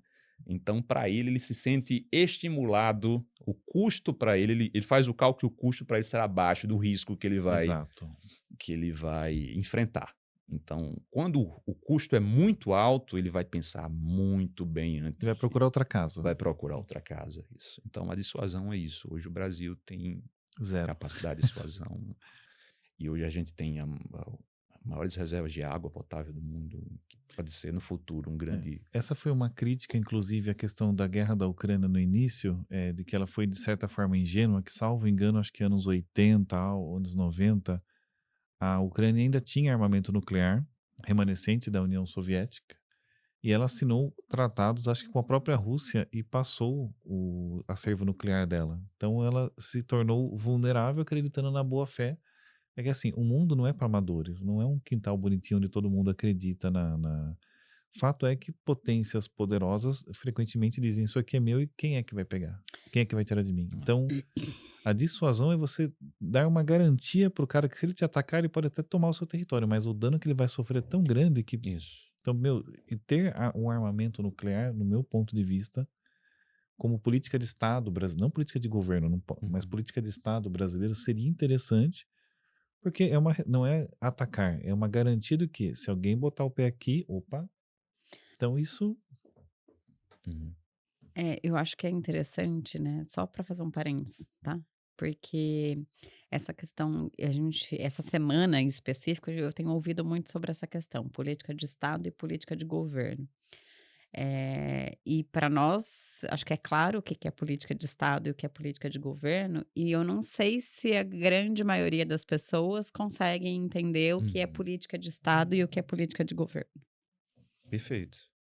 Esse é o ponto, né? Quando a gente volta novamente aos discursos das democracias, como as democracias elas têm mais dificuldade de planejar políticas de longo prazo, porque as políticas de governo muitas vezes acabam interferindo nas políticas de Estado. Então, as políticas de longo prazo acabam sendo comprometidas pela mudança de governo, né? Exato.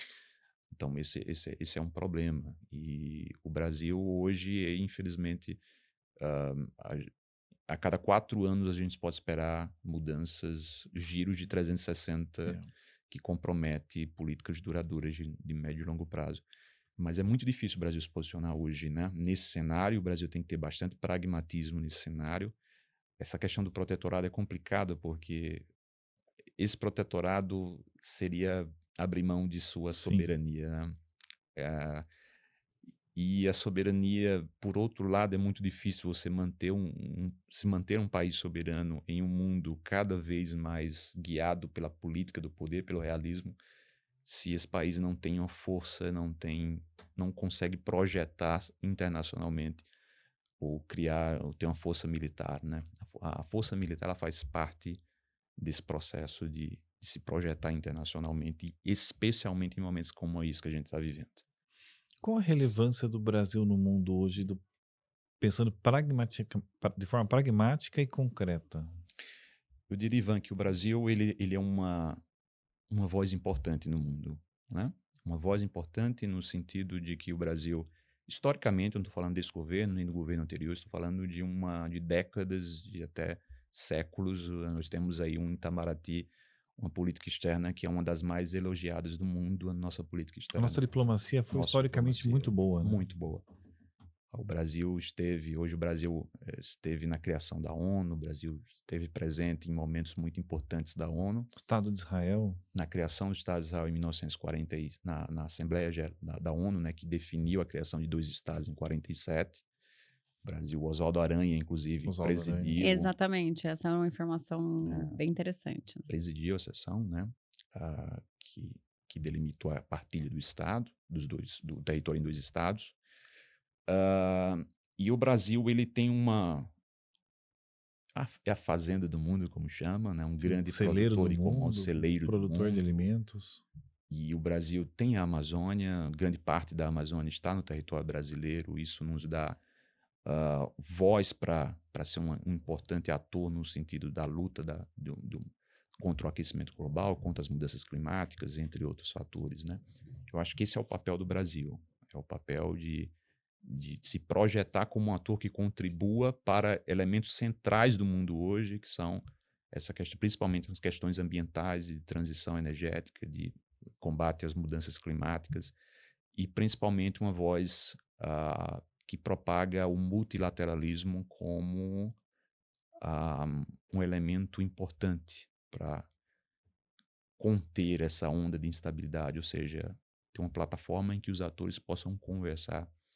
E nesse momento a gente vê que as organizações internacionais elas estão cada vez mais deslegitimadas por discursos muito mais voltados ao poder, à coerção, do que à negociação, né?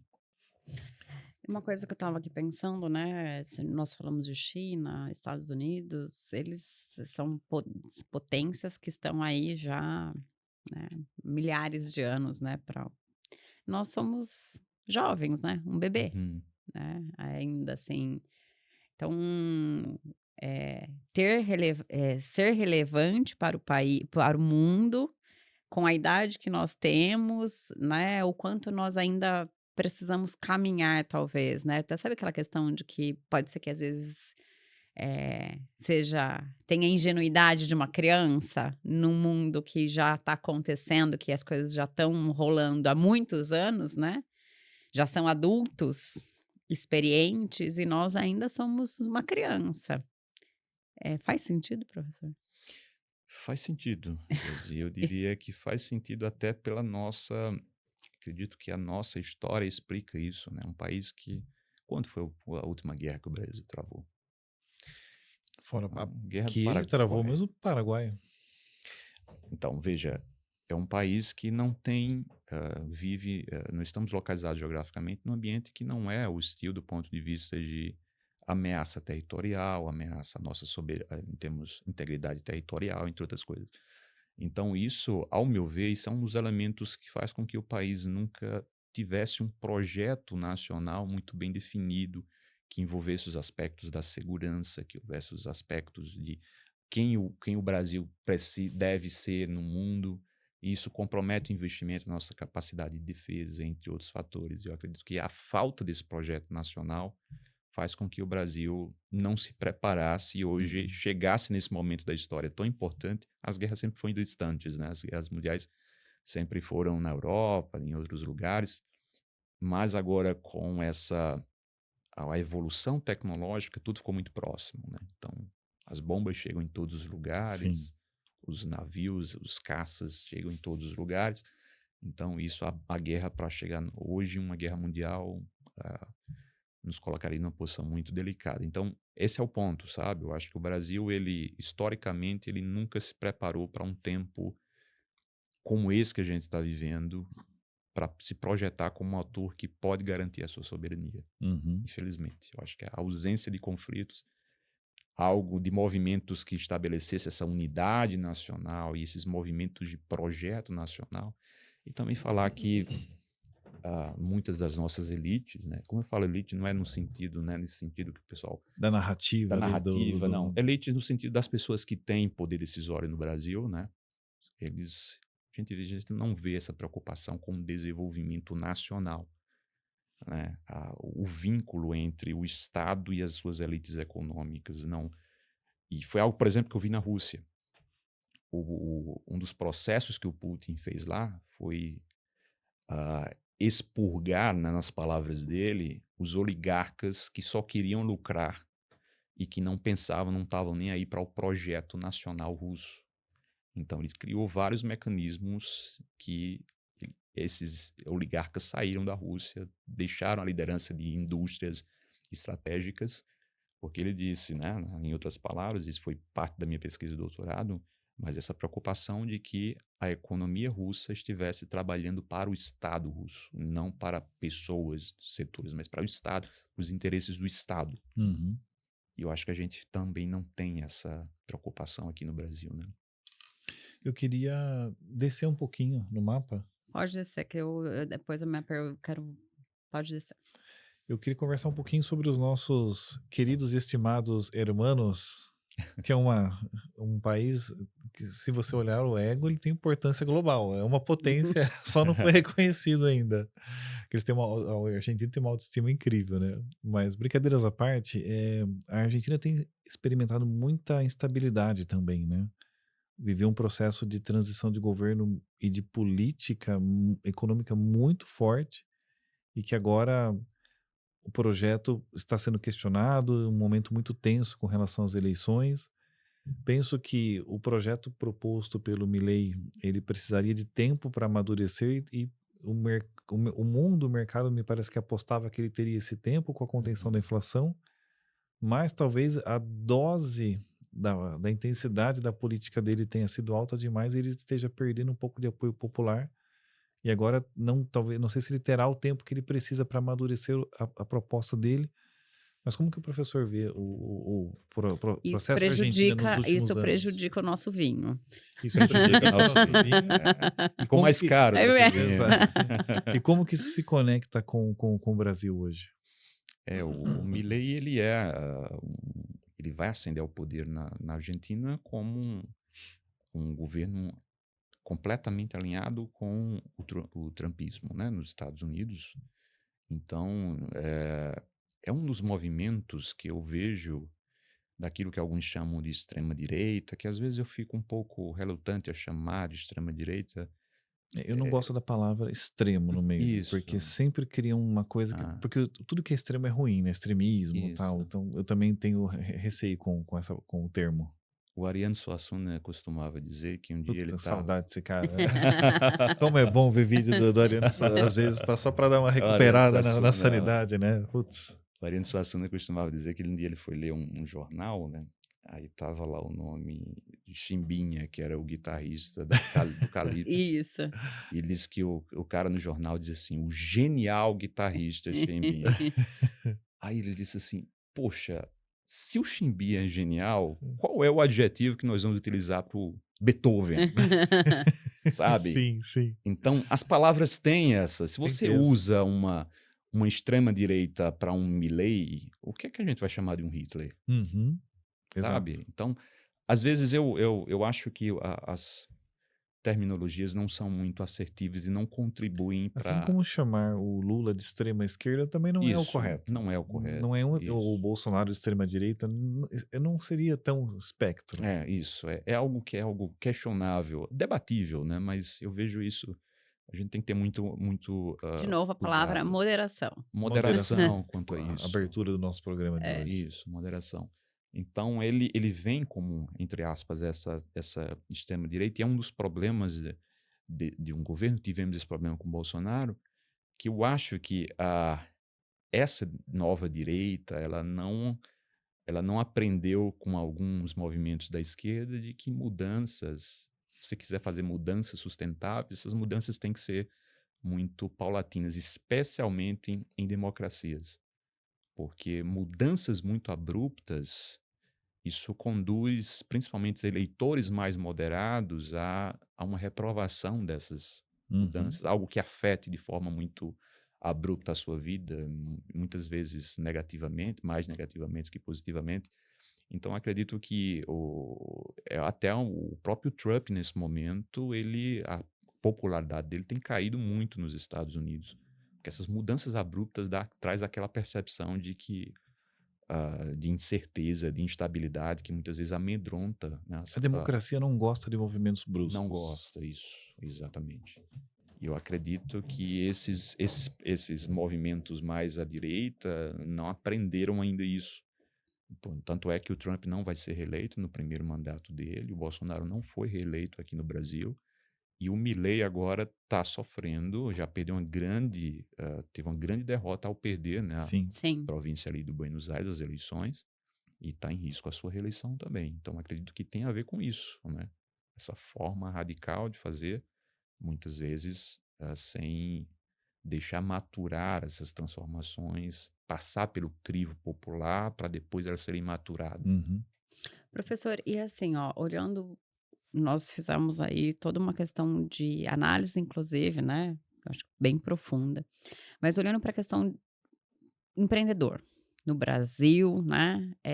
Quais são os cenários, talvez, de oportunidade que eu poderia pensar? Porque quando a gente olha para crises, né, que nós colocamos, olha, pode ser que a gente sofra com isso, sofra com aquilo, tal. Toda crise tem uma oportunidade, né? Para alguns, né? Uhum. Uma galera fica na crise e uma galera fica na oportunidade, na janela de oportunidades. Sim. Então, o senhor vê alguma coisa, oportunidades para empreendedores ou, né, para a população de uma forma geral? Eu vejo o Brasil nesse momento, a oportunidade que nasce no Brasil no momento é em relação a elementos estratégicos como terras raras, elementos de produção de transição energética, porque o Brasil tem se colocado, como falei anteriormente, dentro dessa alternativa a países que não estão confortáveis ante a dependência de recursos, especialmente da China, como a União Europeia. E também uma União Europeia que está cada vez mais relutante em continuar dependendo dos Estados Unidos e tem procurado diversificar suas parcerias. Há um termo na União Europeia que chamam de autonomia estratégica, que é algo que eles têm buscado. Começou em 2014, depois da anexação da Crimeia, mas isso vai ganhar muito mais capilaridade agora, depois da guerra na Ucrânia, e que pode abrir, não é à toa que o processo o acordo Mercosul-União Europeia tem evoluído aí finalmente, e eu acho que esse tipo de mercado, nesse momento, essa relação pode abrir oportunidades aqui para o mercado nacional, né? Tem um conflito que nós não poderíamos fechar o programa sem colocá-lo também em pauta, que eu tenho que tá muito na mídia e o pessoal também vai ter muita curiosidade. Posso jogá-lo agora? Não precisa pedir para mim. Claro que eu tenho que pedir. Mas, professor, eu gostaria de entender um pouco mais sobre o conflito também Irã e Israel. E questão Inclusive o senhor teve lá, Isso. né? e questão da. Vocês estão vendo que ele não só estuda, mas como ele vai Ele lá vai a na campo ali, raiz. exato. A questão da Palestina, a questão da faixa de Gaza. Acho que é importante nós entendermos também por que tudo isso está acontecendo lá, por que esse outro conflito e por que ele é importante para nós aqui. Esse é um conflito, foi uma das experiências mais incríveis da minha vida, visitar Israel. Estive a poucos metros da fronteira com Gaza, visitei a fronteira norte entre Israel e o Líbano, onde houve a guerra com o Hezbollah, né, no Líbano. E Jerusalém, para mim, entrar em Jerusalém foi entender ali, sentir na pele talvez o que o Huntington escreveu no famoso livro Choque de Civilizações. Porque aquilo não é uma guerra, eu acredito que não seja uma guerra política, é algo muito mais profundo do que a política pode resolver. E às vezes eu fico imaginando, Realmente ele é um confronto de valores de e civilizações. não é uma questão de interesses econômicos. Não é. É a impressão que eu tive, e estando lá, isso ressaltou, assim, de forma muito, se destacou na minha percepção. Inclusive, indico essa leitura do Choque de Civilizações do Huntington, que ele vai, em suma, dizer que as guerras vão ser entre civilizações, entre visões de mundo antagônicas e não mais guerras puramente por recursos ou por outras Que, na questões. verdade, eu vejo que é o que está acontecendo, né? Pronto, nesse cenário de Oriente Médio, lá é evidente isso. Que é que leva o Irã a 1.500 quilômetros de distância, talvez ali de Teherã para Tel Aviv, a passar anos enviando armamentos para países que estão próximos ali à Palestina do Guerra outro por lado. procuração ali, né? O que leva isso? Né? É ganho econômico? Não é ganho econômico ali. É uma questão mesmo civilizacional, uma visão de mundo. O Irã é uma teocracia que tem essa visão de mundo. A religião é como base normativa da política. E a percepção que eu tive a estar lá é que, espero de coração estar errado, mas é como se fosse uma doença intratável, porque tamanha a incompatibilidade entre as visões de mundo e há termos que são inegociáveis para ambos os lados. Uhum. E quando há termos que são inegociáveis para ambos os lados, é muito difícil traduzir isso na E são política. incompatíveis. Compatíveis. Ou seja, enquanto coexistirem, estarão em choque. Estarão em choque, né? Então, essa é a questão. De forma resumida, essa nova fase do conflito em termos geopolíticos, trágico, o conflito é muito trágico. Ele nasce a partir de um movimento que também envolve Estados Unidos e China. Qual movimento é esse? Em 2020, os Estados Unidos estabeleceram os chamados Acordos de Abraão, que seria a normalização de Israel com Estados Árabes. Então, assinaram Emirados Árabes Unidos, Bahrein, Marrocos, Sudão, normalizaram suas relações com Israel. Desde a criação do Estado de Israel, os Estados Árabes não reconheciam Israel como Estado. Aí foi o Egito, em 79, reconhece pela primeira vez, e depois alguns outros estados vão reconhecendo. Mas os Acordos de Abraão vão ser esse esforço de normalizar essas relações entre Israel e os Estados Árabes através dos Estados Unidos. E nós tivemos em 2023 um movimento chinês, que foi a normalização. A China intermediou uma normalização entre Irã e Arábia Saudita, Uhum. que são dois inimigos históricos. Eles disputam a liderança do mundo islâmico, né? Os sunitas, o mundo sunita ele é liderado pela Arábia Saudita, o mundo xiita é liderado pelo Irã. Então, a partir disso, nós temos um novo movimento chinês para tentar expandir sua influência para o Oriente Médio.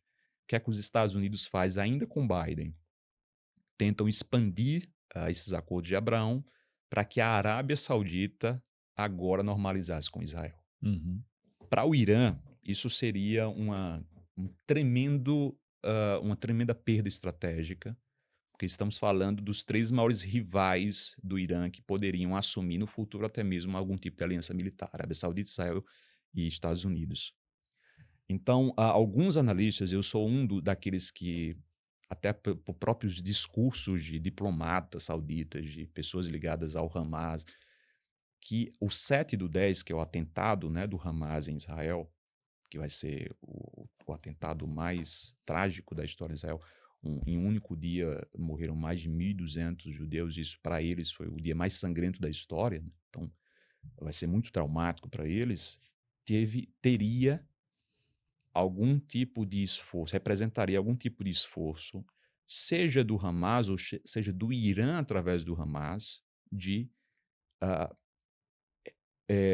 elevar o conflito para alta intensidade novamente, porque para os olhos do mundo se voltarem para a faixa de Gaza novamente, que uma guerra que a gente chama guerra não proporcional, ou uma guerra não convencional entre um exército e um grupo armado, essa guerra pudesse gerar algum tipo de comoção internacional, como de fato tem gerado pelas cenas trágicas de Gaza, e que isso pudesse comprometer ou retirar os sauditas dessa negociação com Israel e Estados Unidos.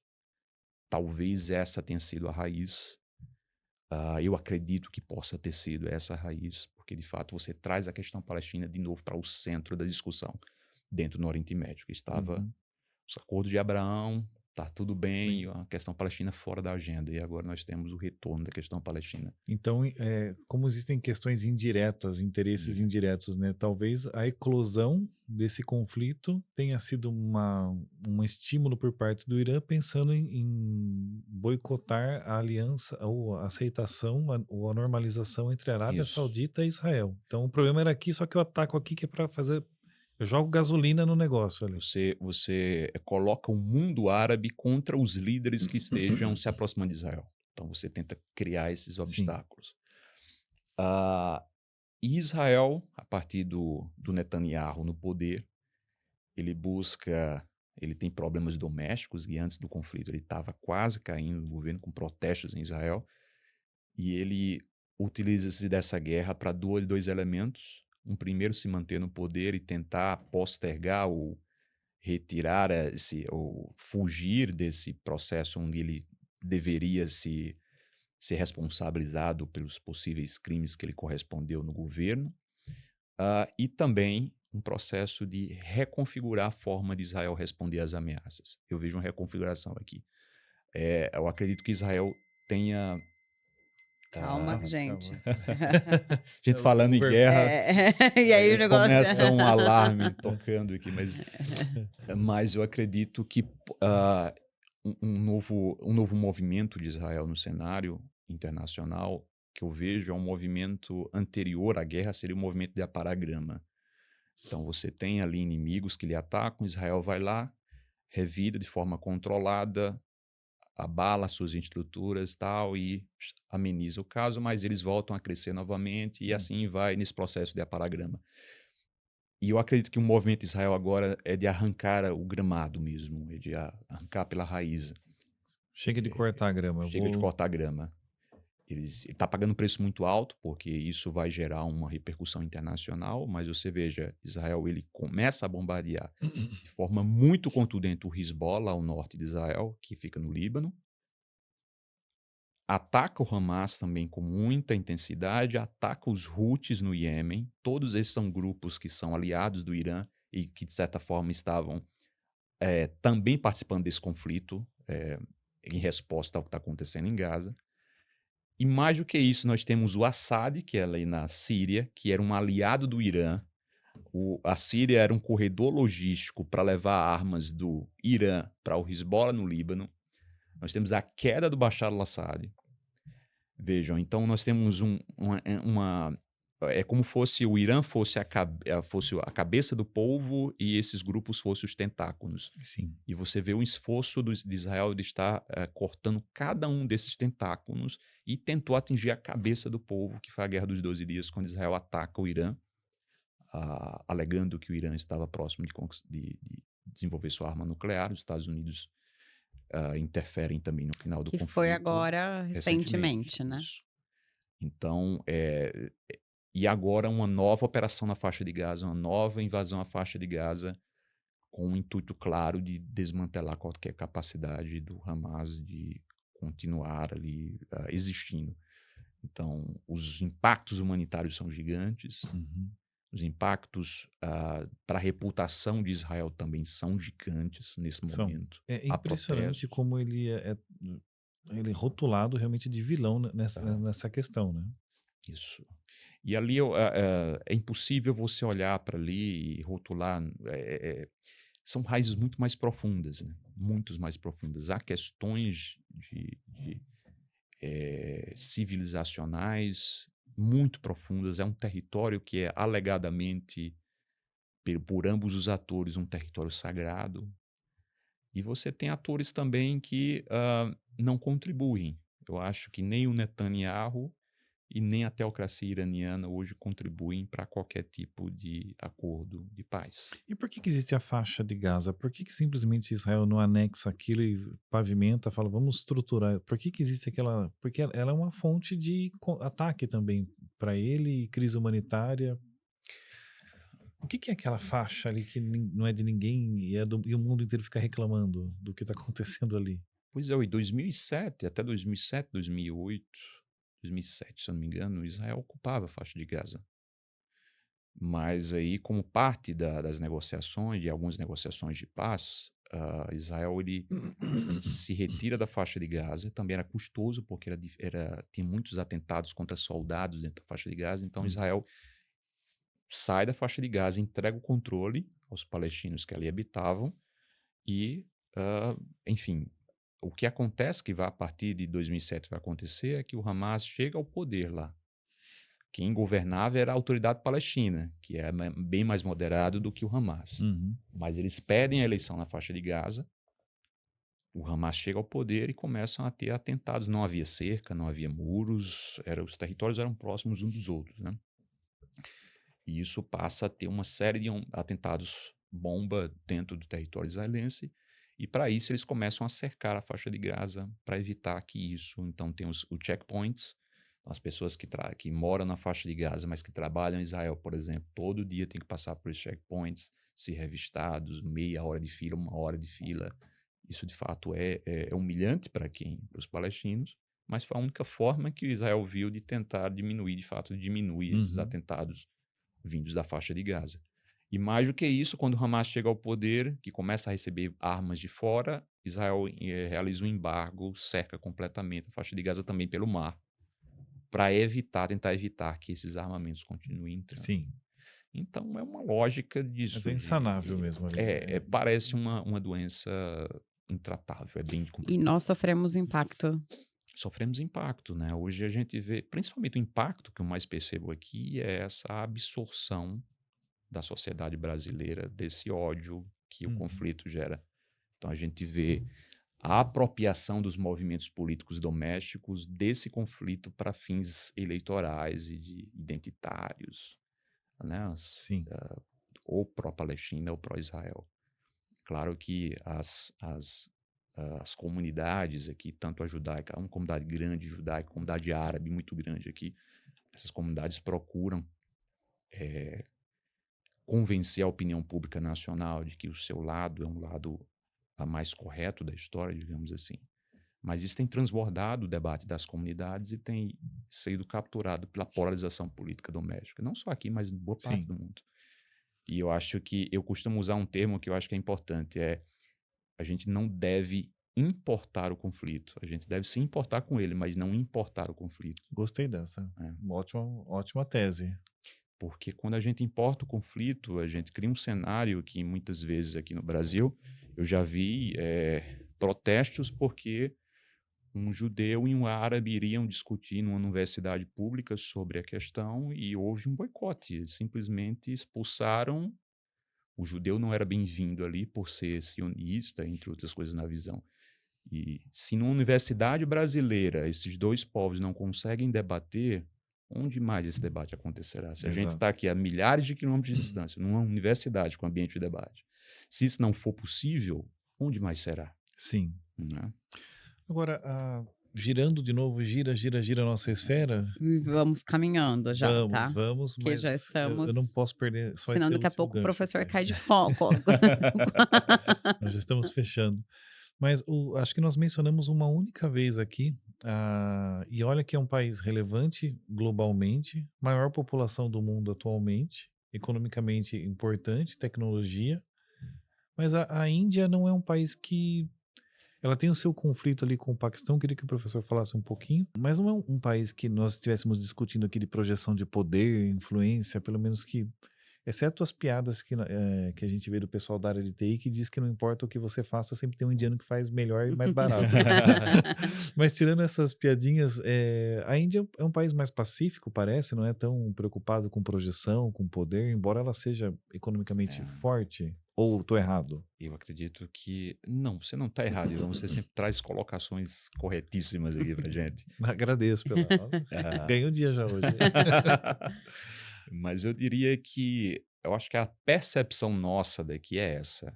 Porque a gente está bem distante da Índia, né? E até mesmo de tudo, né? Culturalmente, tirando a bela culinária indiana, né? Que eu gosto muito, bons restaurantes aqui em São Paulo. Mas a gente está bem distante delas e acaba não absorvendo muito as pretensões, né, da Índia. Mas a Índia é um ator muito importante. É um ator que tem se tornado muito importante na política internacional. Tanto é que os Estados Unidos agora impuseram aí taxas para a Índia e depois começaram a negociar novamente, porque o interesse dos Estados Unidos é que a Índia sempre esteve próximo dos Estados Unidos. É muito pragmática, é um dos estados mais pragmáticos assim, do sistema internacional. Porque a Índia? A Índia. Que interessante. Ela está sempre próxima dos Estados Unidos, mas sempre muito vinculada ao BRICS, próxima da Índia, China, Brasil, entre outros. Eu diria que tanto a Arábia Saudita como a Índia são países muito pragmáticos. A própria Turquia é um exemplo muito interessante, que é membro da OTAN, mas muito próxima da Rússia, próxima do Irã, entre outros países ali. Então a política é muito mais complexa, né? A política internacional. Mas de olho na Índia. A Índia é um ator que tem projetado a sua influência, feito parte desse grupo de países que tem questionado a ordem internacional, né, através dos BRICS, por exemplo, mas é um país que tem aí, de certa forma, uma proximidade com ambos os polos e tenta jogar o jogo a partir daquilo que é mais importante do ponto de vista dos seus interesses, né? Mas eu acredito que, inclusive, essa piadinha que você trouxe, né, da questão do pessoal da área de tecnologia, já é um reflexo do momento que a Índia, para onde a Índia está indo, Uhum. né? Porque acho que há anos atrás, assim, menos se ouvia falar ainda da Índia. Então, se ela já está sendo, Mas a se Índia, já estamos falando de alguma forma dela, é porque ela já está caminhando. a Índia, nesse caso, eu vou sair na frente. Ai, Porque, tá bom. não, porque o pessoal, já tá todo mundo vidrado na China, né? Ah, tá. Você vai apostar na Índia já. O que tem de excursão para a China todo, a cada 3 meses tem uma saindo, empresários indo para a China, mas eu acho que uma próxima bola da vez pode ser a Índia. Mas eu vou fazer minha tese de estudo neles. Mas já tem empresários indo para a Índia. Mas aqui nós estamos na crista da onda por enquanto, porque não tem excursões para a Índia ainda. E já tem empresários indo para a Índia, inclusive para trazer a gestão sutil. Porque a Índia tem todo Tem muito a ver com isso, sim. Mas eu não pretendo direcionar para a China, não. Vou direcionar para a Índia. Ainda mais É uma boa aposta. Ainda mais que o professor disse que eles são pragmáticos. Eu gosto disso em um país. Vamos lá. Professor, você não vai finalizar o programa, né? Eu não acredito nisso. Na melhor parte. Isso, Professor, trouxe 2 livros aí de referências que acho que são importantes. Gostaria de trazer mais alguma referência que os nossos ouvintes poderia... Com certeza. Eu acho que um livro essencial para hoje. Para hoje. O leitor tem que ler hoje. Ascensão e Queda das Grandes Potências, né, do Kennan. O Choque de Civilizações, Samuel Huntington, é um segundo. Acho um livro muito bom, Prisioneiros da Geografia. Eu não estou lembrado o nome do autor agora, mas é muito bom ele também. E um outro livro que eu sugeriria, indicaria para os nossos ouvintes é A Caminho da Guerra. Os Estados Unidos e a China conseguirão escapar da armadilha de Tucídides. É um livro muito interessante também. Esse é o Caminho da Guerra, é esse da China? O título é A Caminho da Guerra, : os Estados Unidos e a China conseguirão escapar da armadilha de Tucídides. É um livro bem interessante para entender a lógica de conflito entre Estados Unidos e China e o que esse conflito pode causar no sistema internacional. Então, eu diria que essa é uma leitura muito boa para quem tem interesse nessa dinâmica geopolítica mais ampla, né, de transição hegemônica, como a gente comentou aqui. Perfeito. E como que os nossos ouvintes encontram o professor para continuar esse bate-papo, para mandar pergunta nas redes sociais, enquanto o professor ainda está no Brasil, né? Porque ano que vem já está indo para passar 1 ano na Holanda, né? Na Holanda, isso. Continuando a sua pesquisa de pós-doutorado. Pós-doutorado, isso. Então, quem quiser me seguir pelas redes sociais, né? @QSioLemos, estou no Instagram. No X eu não estou mais, apesar da minha conta estar ativa, mas é uma rede bem difícil, acho bem tóxica aquela rede. Ainda visualizo, mas quem quiser mandar mensagem por lá, ocasionalmente eu poderei... Não será respondido, mas... Pode ser que haja uma demora na resposta, mas no LinkedIn também, QSio Lemos, você pode me encontrar e vai ser um prazer aí conversar com vocês. Muito bom. Que aula hoje, hein? Muito Programa bom. Denso, forte. Esse foi o Masterclass. Esse foi o Masterclass. Nossos patrocinadores, Perfix Consultoria e NCC Café. Uma experiência sensorial, né? Sigam aqui o Mentes em Foco, tanto no YouTube, Spotify, Instagram, em todas as redes, para que vocês possam acompanhar os nossos conteúdos, que estão sempre densos, incríveis, maravilhosos. Aqui é para quem gosta de aprender, né? Estamos quem está disposto para isso. Nossa responsabilidade de levar conhecimento até vocês. Exatamente. Muito obrigado, Ivan. Professor, muito obrigada obrigado pela aula, né? Foi extraordinário e seguimos por aqui. Muito obrigada, até breve. Valeu, pessoal.